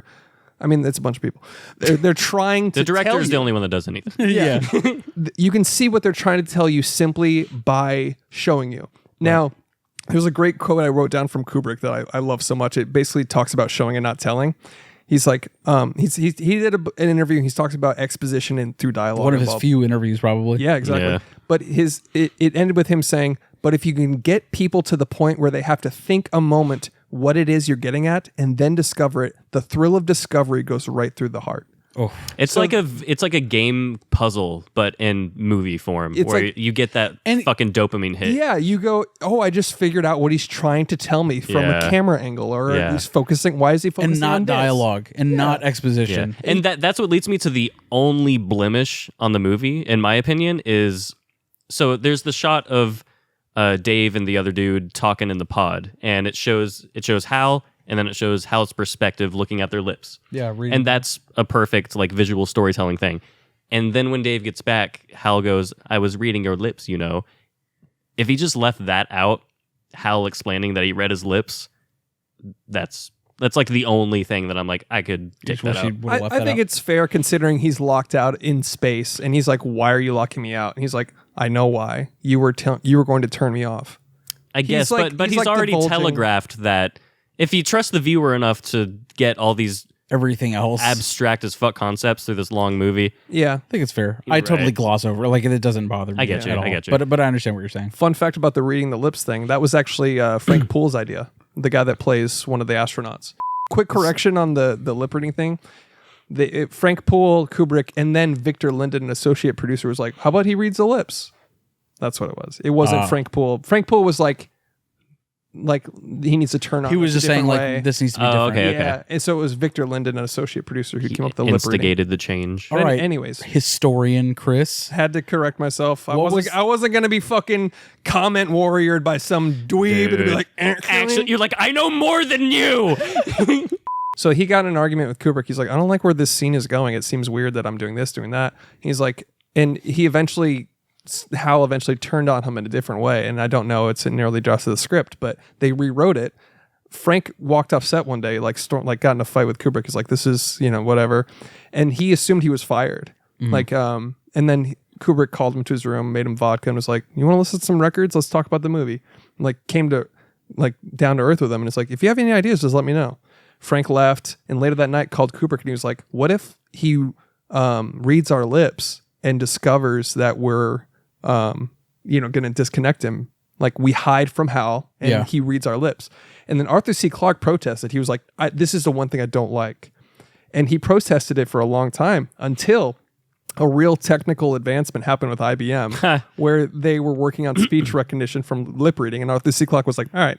All right. He's like, oh, It is now officially science fiction. Yeah. It's so he came around on that. Wow. But that was his idea. I think that's like one of the best parts of the movie is because it's not. It shows his intelligence, and you're like, oh, this is next level. It shows it, and like you said, it dismisses it a little bit whenever he says, I was reading your lips. But when you realize that he is reading their lips, you're like, oh, it is shit. one of the best discoveries of the fucking movie. It's such a haunting as shit. It's such a goosebumps-inducing, sinister, oh fuck. Yeah. And then the intermission, you're like, oh, perfect shit. spot for the intermission. Oh my god. Carly, whenever we're watching this, as soon as, because she didn't want to see this movie, by the way. What? She was, no, she didn't want to see this She movie. didn't go to your 70 millimeter screening, right? No, she did. Oh, that's right, because the other movie was sold out. Yeah. She So she accidentally saw the greatest movie of all in time. 70 millimeter. In 70 millimeter, she's like, I don't want to fucking see this. I'm like, I'm sorry, but this is what I'm doing. Yeah. She saw it, but I know she got into it because as soon as the intermission, she's like, that motherfucker.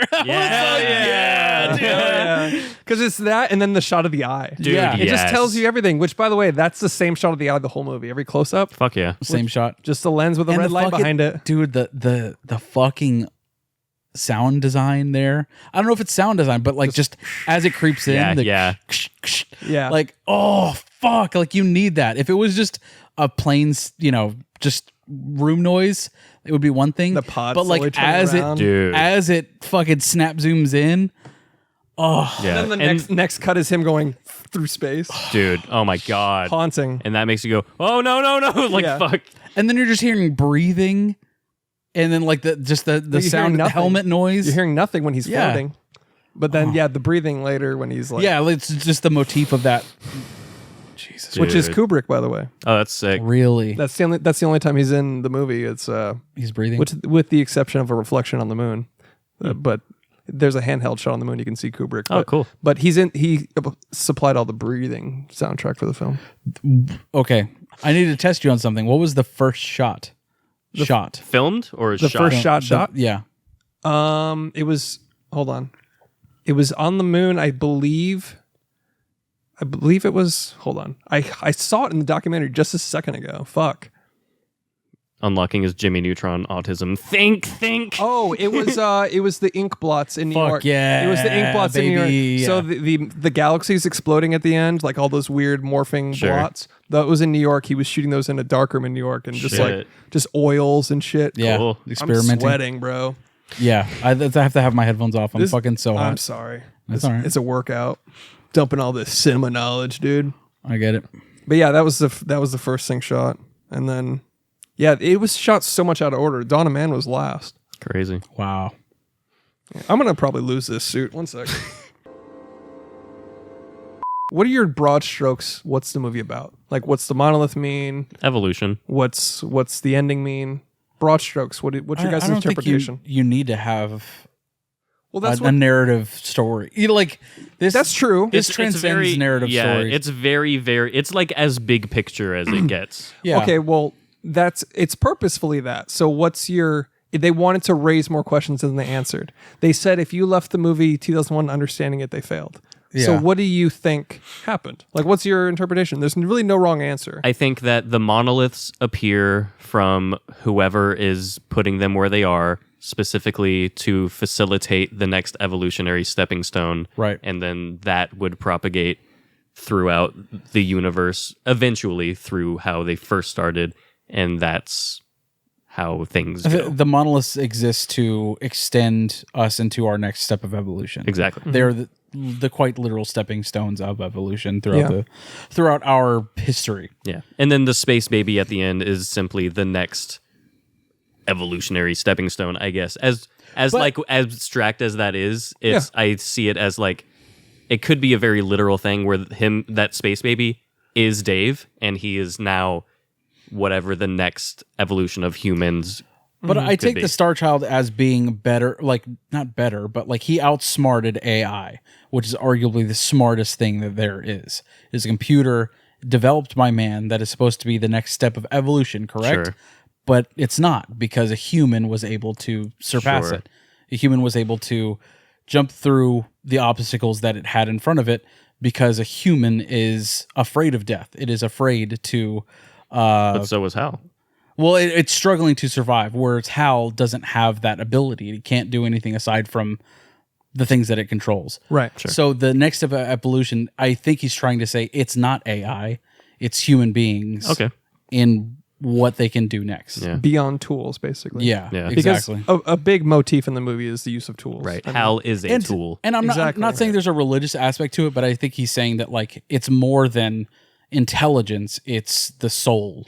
Sure. Quote, energy and spirit. Energy. That was The power of definitely God quoted. in anime. Yeah, exactly.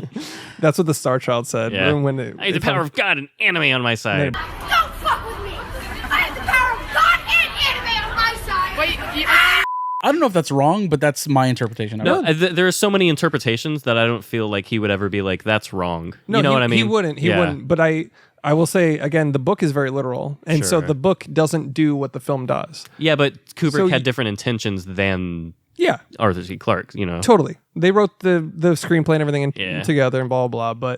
But if you read the book, it kind of spoon feeds you some of that exposition. It's still open to interpretation, but it's like there are some differences, key differences for sure. I mean, the motif of in the we're talking about the film first. The motif of the apes learning to use a tool, throwing the tool becomes it's a first weapon essentially. Then it becomes the satellite, which a lot of people think is a spaceship or the ship they're on. It's actually a nuclear satellite. It's not obvious, but so it was weapon to weapon match cut. 3 million. Oh, cool. 4 million year match cut. 3 million year, whatever. Most famous match cut of all time. Moving that into AI, which is another tool, and then the abandonment of tools leads you to Space Child. Basically, in a sense. But, you know, the monolith in They itself have like is like... transcended tools in that interpretation. Sort of, Okay. yeah. It's like, that's a But is he side saying- element. Is he saying that's what death is, though? I don't think so. Transcending? Because he lives the rest of his life, or he ages. Right. He dies. Sort of, yeah. From But his then the earthly monolith body. is also presented to him. Yeah. Again, yeah. Before the Star Child, yeah. Right. Yeah, so I'll tell you, okay, I'll try and do as quick as possible my interpretation, which is, yeah, the monolith was there. that one wasn't dug up. That one showed up to help the apes. So they're like, let's get these guys off this rock. Yeah. So then it invents, it gets an idea from touching the monolith, right? Or maybe even not touching, maybe just being nearby, because the astronauts on the moon touch it, nothing happens to them. But anyway, so the weapons, blah blah. We get out of the Dawn of Man, we get to the current, more current present time, and then they get to the moon. They find it on the moon. They dug it up. That one is essentially a silent burglar alarm. That one was buried. So basically, once a life form advanced enough has dug this up from the moon and discovered it, it alerts them. And they're like, so that's the noise, the E, that's what was ever interfering in their helmets. Which was interesting because this was actually a piece of dialogue cut from the script. There was a lot of dialogue of them walking down being like, so, when did you guys dig this up? Oh, like the other night, blah, blah, blah. And yeah. And then so they're like, it's all black. So we assume it's solar powered. They're like, well, when did you finish digging it up? They're like, well, we had to turn on the lights because the sun was setting, blah, blah, blah.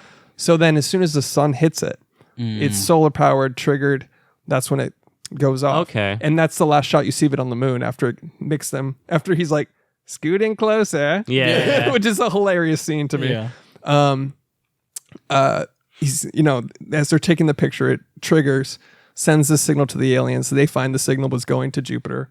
Then we go to the Jupiter mission, which would have been Saturn if they could have figured out the rings and the VFX, but they scrapped that and did Jupiter.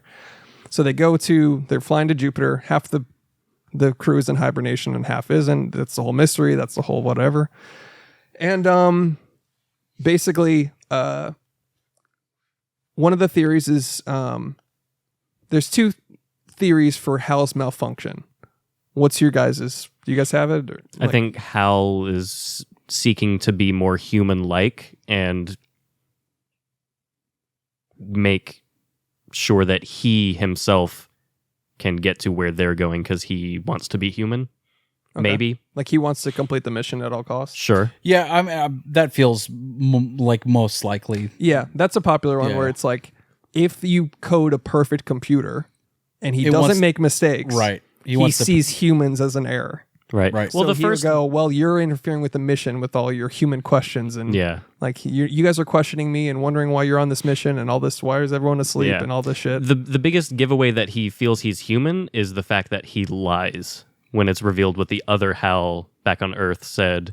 So it's like, well, if he's always perfect and doesn't make mistakes, why would he feed something patently false? Well, there's two things that support the second theory, which is some people think that's why the computer malfunctioned, because the one it was communicating with on Earth had all the information, and this one was coded to deceive and withhold information. So there was like because it was withholding information. Yeah, okay, it couldn't tell them about the mission, right, and all this stuff. There was a bunch of secret people that were in hibernation. So they're not telling them, and they weren't. They were trained separately. Right, all this other shit. There was also a bunch of dialogue cut about their pay not going through. Which is interesting. David Bowman. Oh shit! Yeah, like almost expendable. Yeah, they're like, I assumed it was like because we switched, an accounting error. Yeah, like an accounting error, or whatever. But that was cut. That's fucking. So it was like, they were withholding information from that one. I love that Kubrick was like, yeah, fuck it, we don't need to give him anything. Yeah. They cut Don't give these fuckers anything. Dude, his audience. Yeah, he cut 19 minutes from the film after he screened it the first time. Wow. Shit. And part of it was 4 or 5 scientists in the very beginning of the movie before the prologue. It was 4 or 5 real scientists just talking about extraterrestrial life. I bet that would go hard. One of them was Carl Sagan. Oh shit! Who was the only guy that requested to be paid for the film. But anyways, I got to make contact. I'm so glad he cut a bunch of scientists at the beginning. We don't need that. But anyways, you don't need that before the dawn of man. No. You begin at the dawn of man. Yeah. So basically, Hal malfunctions, and then Dave overcomes. The monolith is there, sees it. They're close enough to Jupiter. He abandons the Hal computer. That's another speculative thing. Like, why did he leave the big spaceship and go into the little pod? Anyways, he goes, the monolith lines him up and brings him to his habitat, essentially. Right, where he's basically like being observed by them, right? Essentially, yeah. And this is essentially the moment when they think it's constructed from its I mean, in the book, if you read it, it's pretty literal, but it's constructed from his memories. So it's this is like a zoo exhibit. It's like based on your memories. Yeah, like sort of like how like in a zoo exhibit, it's like a facsimile of their natural habitat. Exactly. And it's not really what it's like. Yeah, like in the book, he opens up, there's like a phone book, and he opens it up and it has no numbers in it. Oh, shit. So it's like he'd remember there being a phone book, but none of the numbers. That's crazy. And so like there's a phone, but it's attached to the base. It doesn't pick up. So it's like this weird prop room. That's crazy. So there's that whole thing. And then I think at this point, after going through the fucking wormhole beyond the infinite, space-time is just doesn't matter. It's a fucking jumble. Yeah. That's why he's observing himself in and out, like hallucinating. Like space-time is just folding in on itself in his brain. He's just basically like seeing himself. I have never ever been more on the edge of my seat the first time I watched this movie after going through a black hole and then ending up in a living room. Right. Yeah. And being like, and with the space pod in there. I was like, I've never ever been able to recreate that goosebump in any movie. I've never been more like, what is happening? And the slow pace of that scene where he's creeping around the room.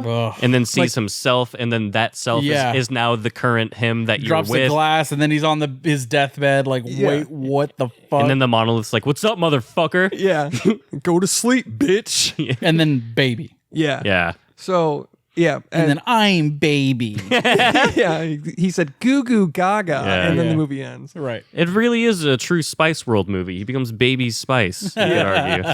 Yeah, baby space. Oh shit. Yeah. Oh shit. But the glass shattering was apparently Dave's idea. Dave Bowman, or the actor, Keir. Who gives a fuck? Keir Dunham. Keir Dunham. Smeagol.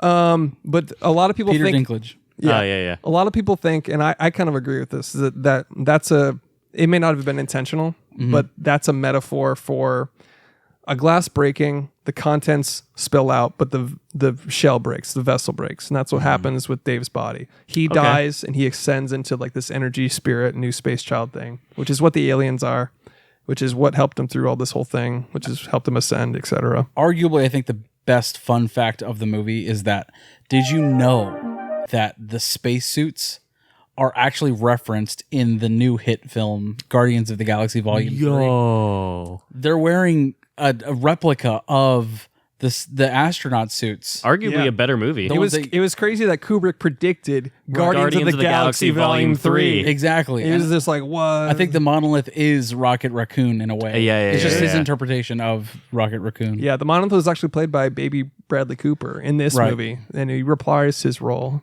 as a raccoon later. Yeah. Well said. That was Did you know? Did you know?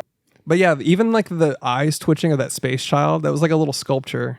And like this little like the eyes switching are such a great touch. But it's crazy. Yeah, it was, a larger forehead, bigger eyes, smaller mouth. Right. It's like another stepping stone to the next Greys. But I think the people helping basically the aliens in this movie are the most ascended. They're beyond physical form. Right. They're like pure space, time, and energy, is what he said. Yeah, they jerk off hands free for sure. Yeah, they hands free nut for sure. Yeah. They're having like they've ascended to the point that they can just like have a millennial long orgasm, like you were talking about.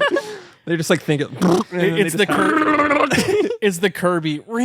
Yeah, that's how they make new universes. They're just like hands-free Kirby nut into the void. It's actually King Dedede is the architect behind 2001. Yeah, was that a Carlos Mencia reference? No, it's from Kirby. King what? King Dedede. That's the name of the penguin king. Dude, why are you bringing up Carlos Mencia? Dude, he's the funniest comedian of our time. Oh, okay. But yeah, that's essentially the broad strokes of it. But if you want to know, do you want to know the literal like last? Honestly, no. All right, I'll give you two cool things. The monolith in the book was actually iridescent. It was like oil and water. That's pretty cool. Yeah, and in the book, the monolith in the book, yeah, like when it rains outside of a gas station. Yeah, exactly. And one of my favorite things from the book that I wish still was in the movie. It's in 2010, but it's not in 2001. The last broadcast that they recover from Earth from Dave Bowman, when he's going into the monolith, he's approaching it, and he says, "My God, it's full of stars." Shit, and that's the last thing. That's the last. Hard. That's the last broadcast from Dave Bowman. That's fucking. In hard. 2010, it's whatever. I won't spoil it, but he goes, "Oh shit!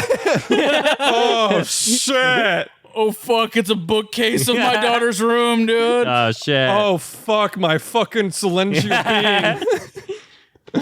being. My pitiful sentience. Yeah. But yeah, the second thing I'll close with this. The Star Child, it's not apparent that the first cut to satellite is a nuclear weapon in the beginning. Sure. But in the end of the book, he shows up back at Earth and he describes it like it's his plaything. The Star Child is approaching his favorite toy that he can't resist. Fuck. And he says the nuclear satellites and weapons orbiting the space were an annoyance to him, so he eliminated them. So he removes all weapons. And it says like which must have been a dawn for half of the world. Just explosions in the sky. And then he says the Star Child does not know what it will do next, but it will think of something. And that's it. Damn. That goes hard. Just like a baby that's just like, no more war. Yeah. And yeah, I Only mean, Milky. there's no way we'll get to everything else, so I'll just wrap it up there because we're all fucking tired. We're all hot. We're all hot. We should wrap this up. We're all so drunk and we're about to go driving. We literally didn't. Yeah, there's 4 pages of notes on Patreon. Fucking check it out. I mean, like, what else is there to say, really? You know what I mean? If you want all the deep dive shit, we try to cover a little bit of it. Try to make it this fun. This is a comedy podcast. Oh, and yeah, first and foremost. We're just fucking around. I try to let the bits come through, but fucking go watch that Cinema Tyler 7-part series. I highly recommend it. He condensed every BTS and fucking BTS concept art and all this shit they did for it. They almost did aliens. They almost had aliens. They tried 100 different concepts. Wow. And then they just scrapped it. Because Damn. Carl Sagan was like, don't show them. They're not even going to resemble humanoids. They're so advanced. Yeah. And he was like, okay. And then Stanley, Okay. And then Stanley Kubrick basically said, how do you show God? Wow. And that was like, yeah, I probably shouldn't show that. Right. Damn.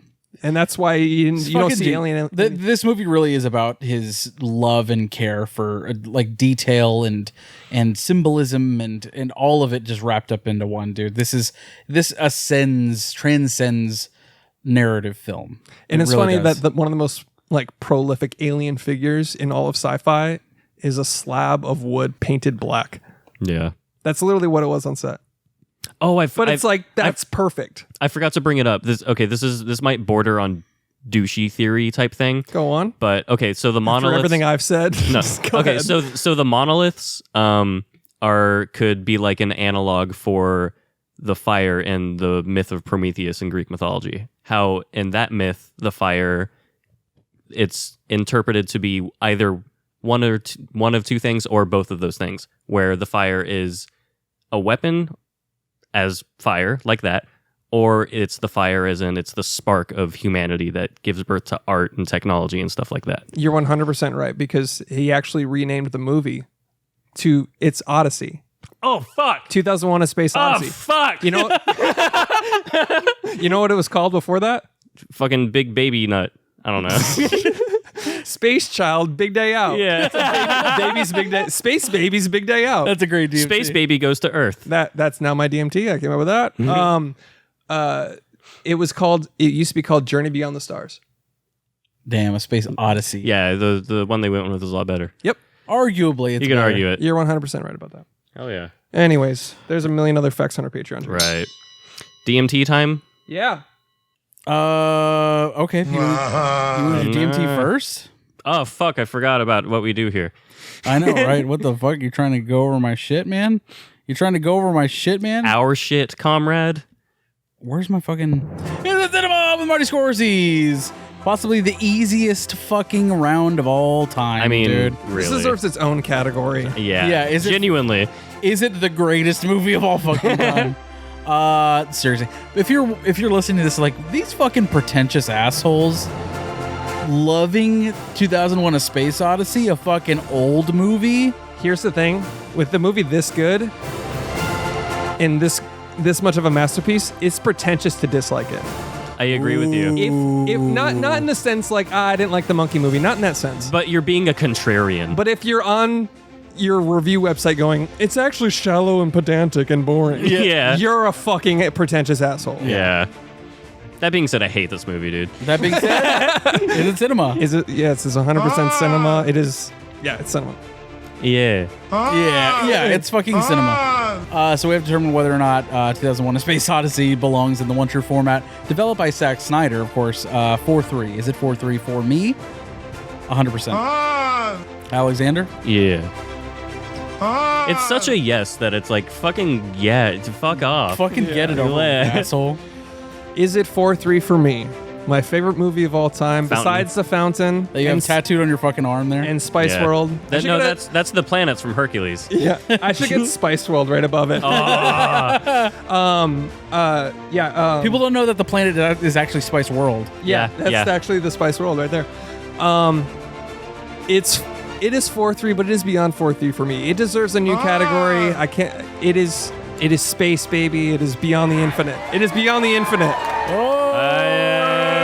And it's the only movie in that category. I coined it, and that's it. I coined it, and here we are. You can't add any more, and the only other movie. No fucking duh. It's fucking. No fucking duh. Duh as fuck. We just put out like a fucking 2.5 hour episode. You play this while you play 2001. Yeah, we should have done that. DMT? Dumb movie title. The Ultimate Trip. I'm sorry, I'm going first. Is that okay? Yeah, go on. The Ultimate Trip. Space Baby's Big Day Out. And Big Day Outer Space. That's a good one too. That's all I got. Nice. Reject Monkey, Return to Baby. Hal's Moving Castle. Bad Robot and Monkey Bone. Nice. Those are good. I just have chat DMT. Nice. That's good. Those are good. Yeah. That's good. Those are all really good. Yeah, hard to pick. We'll pick later. Congrats to us. We did it. Real quick budget. Oh, fuck. How the fuck? I know it. All right. So this is 1968. So I'll go 15 million. $27 million. Alex wins. Shit. What is it? 10.5 million. Whoa. Arguably a low budget movie now. I mean, now yeah. it is. But back then, that's probably what, like 48 million. That's an incredibly low budget inflation. movie. Yeah. Michael Bay did a low budget movie recently. I mean, recently in the last 10 years, and it was $40 million. Yeah. That's a fucking incredibly adjusted low budget. for inflation. That was probably like the similar budget. Yeah. That's $1 billion. Actually, it's $7 trillion. Here's the thing, though. He went over budget. Good. Guess the real budget. Oh shit! All right. Guess 12. how much he actually spent. 12.5. I'll stay 15. You said 12.5? Yeah. Alex wins again. Wow. 21 million. Dang. Alex the Economist Wilson. He took out insurance policies for almost every shot he fucked up, by the way. The Economist. Every time they fucked up a matte painting and shit and were just experimenting with light projections, they were just like, yeah, scrap that day. Insurance policies. He also took out an insurance policy. He was like, hey. On Earth.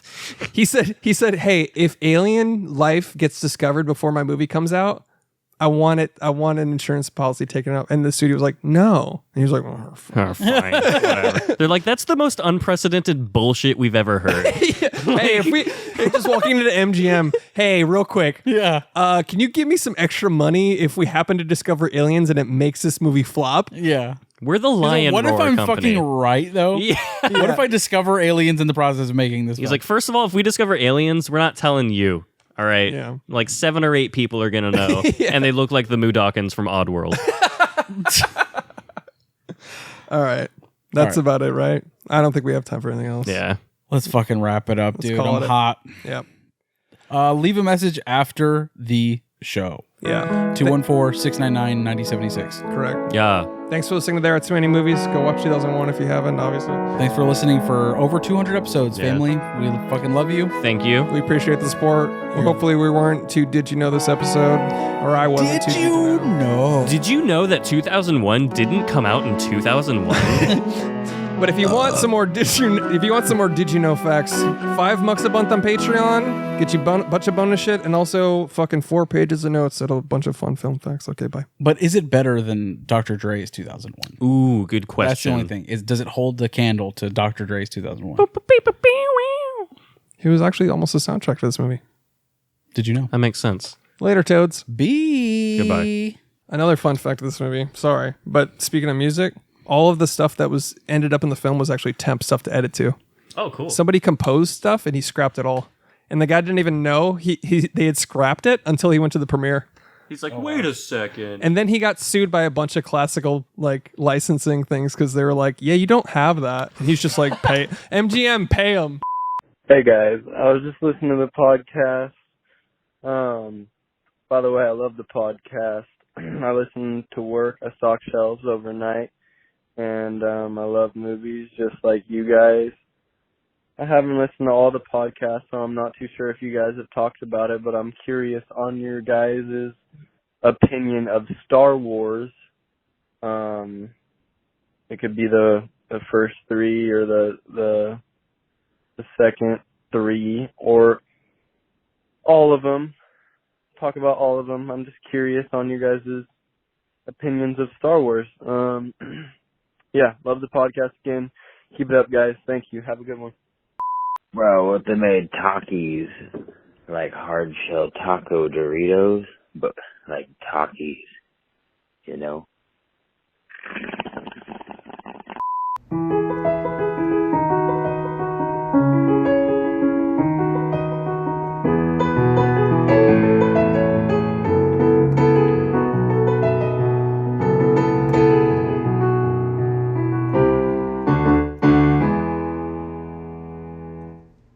If you guys want to, yeah, I'm glad you asked actually about the music because there's another fun fact.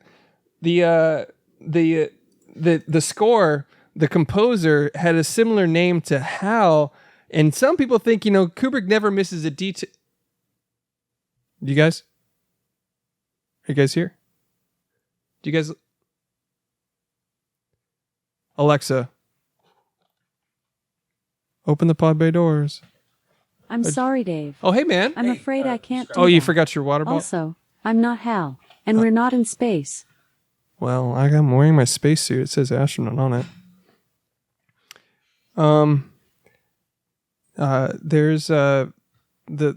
They actually lost all the 7-foot miniatures in the field. After they wrapped shooting, they was in a storage unit that MGM paid for, and then they went bankrupt and they billed Stanley Kubrick, and then he didn't pay for it, so they dumped all the miniatures in a field.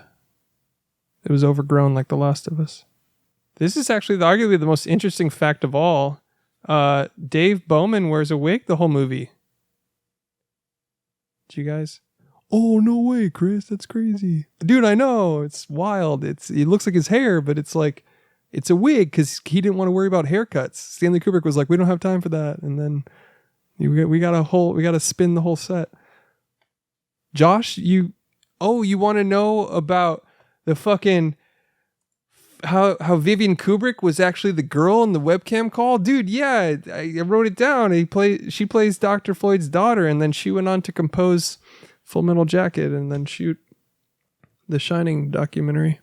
There's a cat in my garage I named after her. She's actually like an alt-right, like anti-vaxxer now, Vivian Kubrick. She's on InfoWars and shit. Kind of sad, honestly.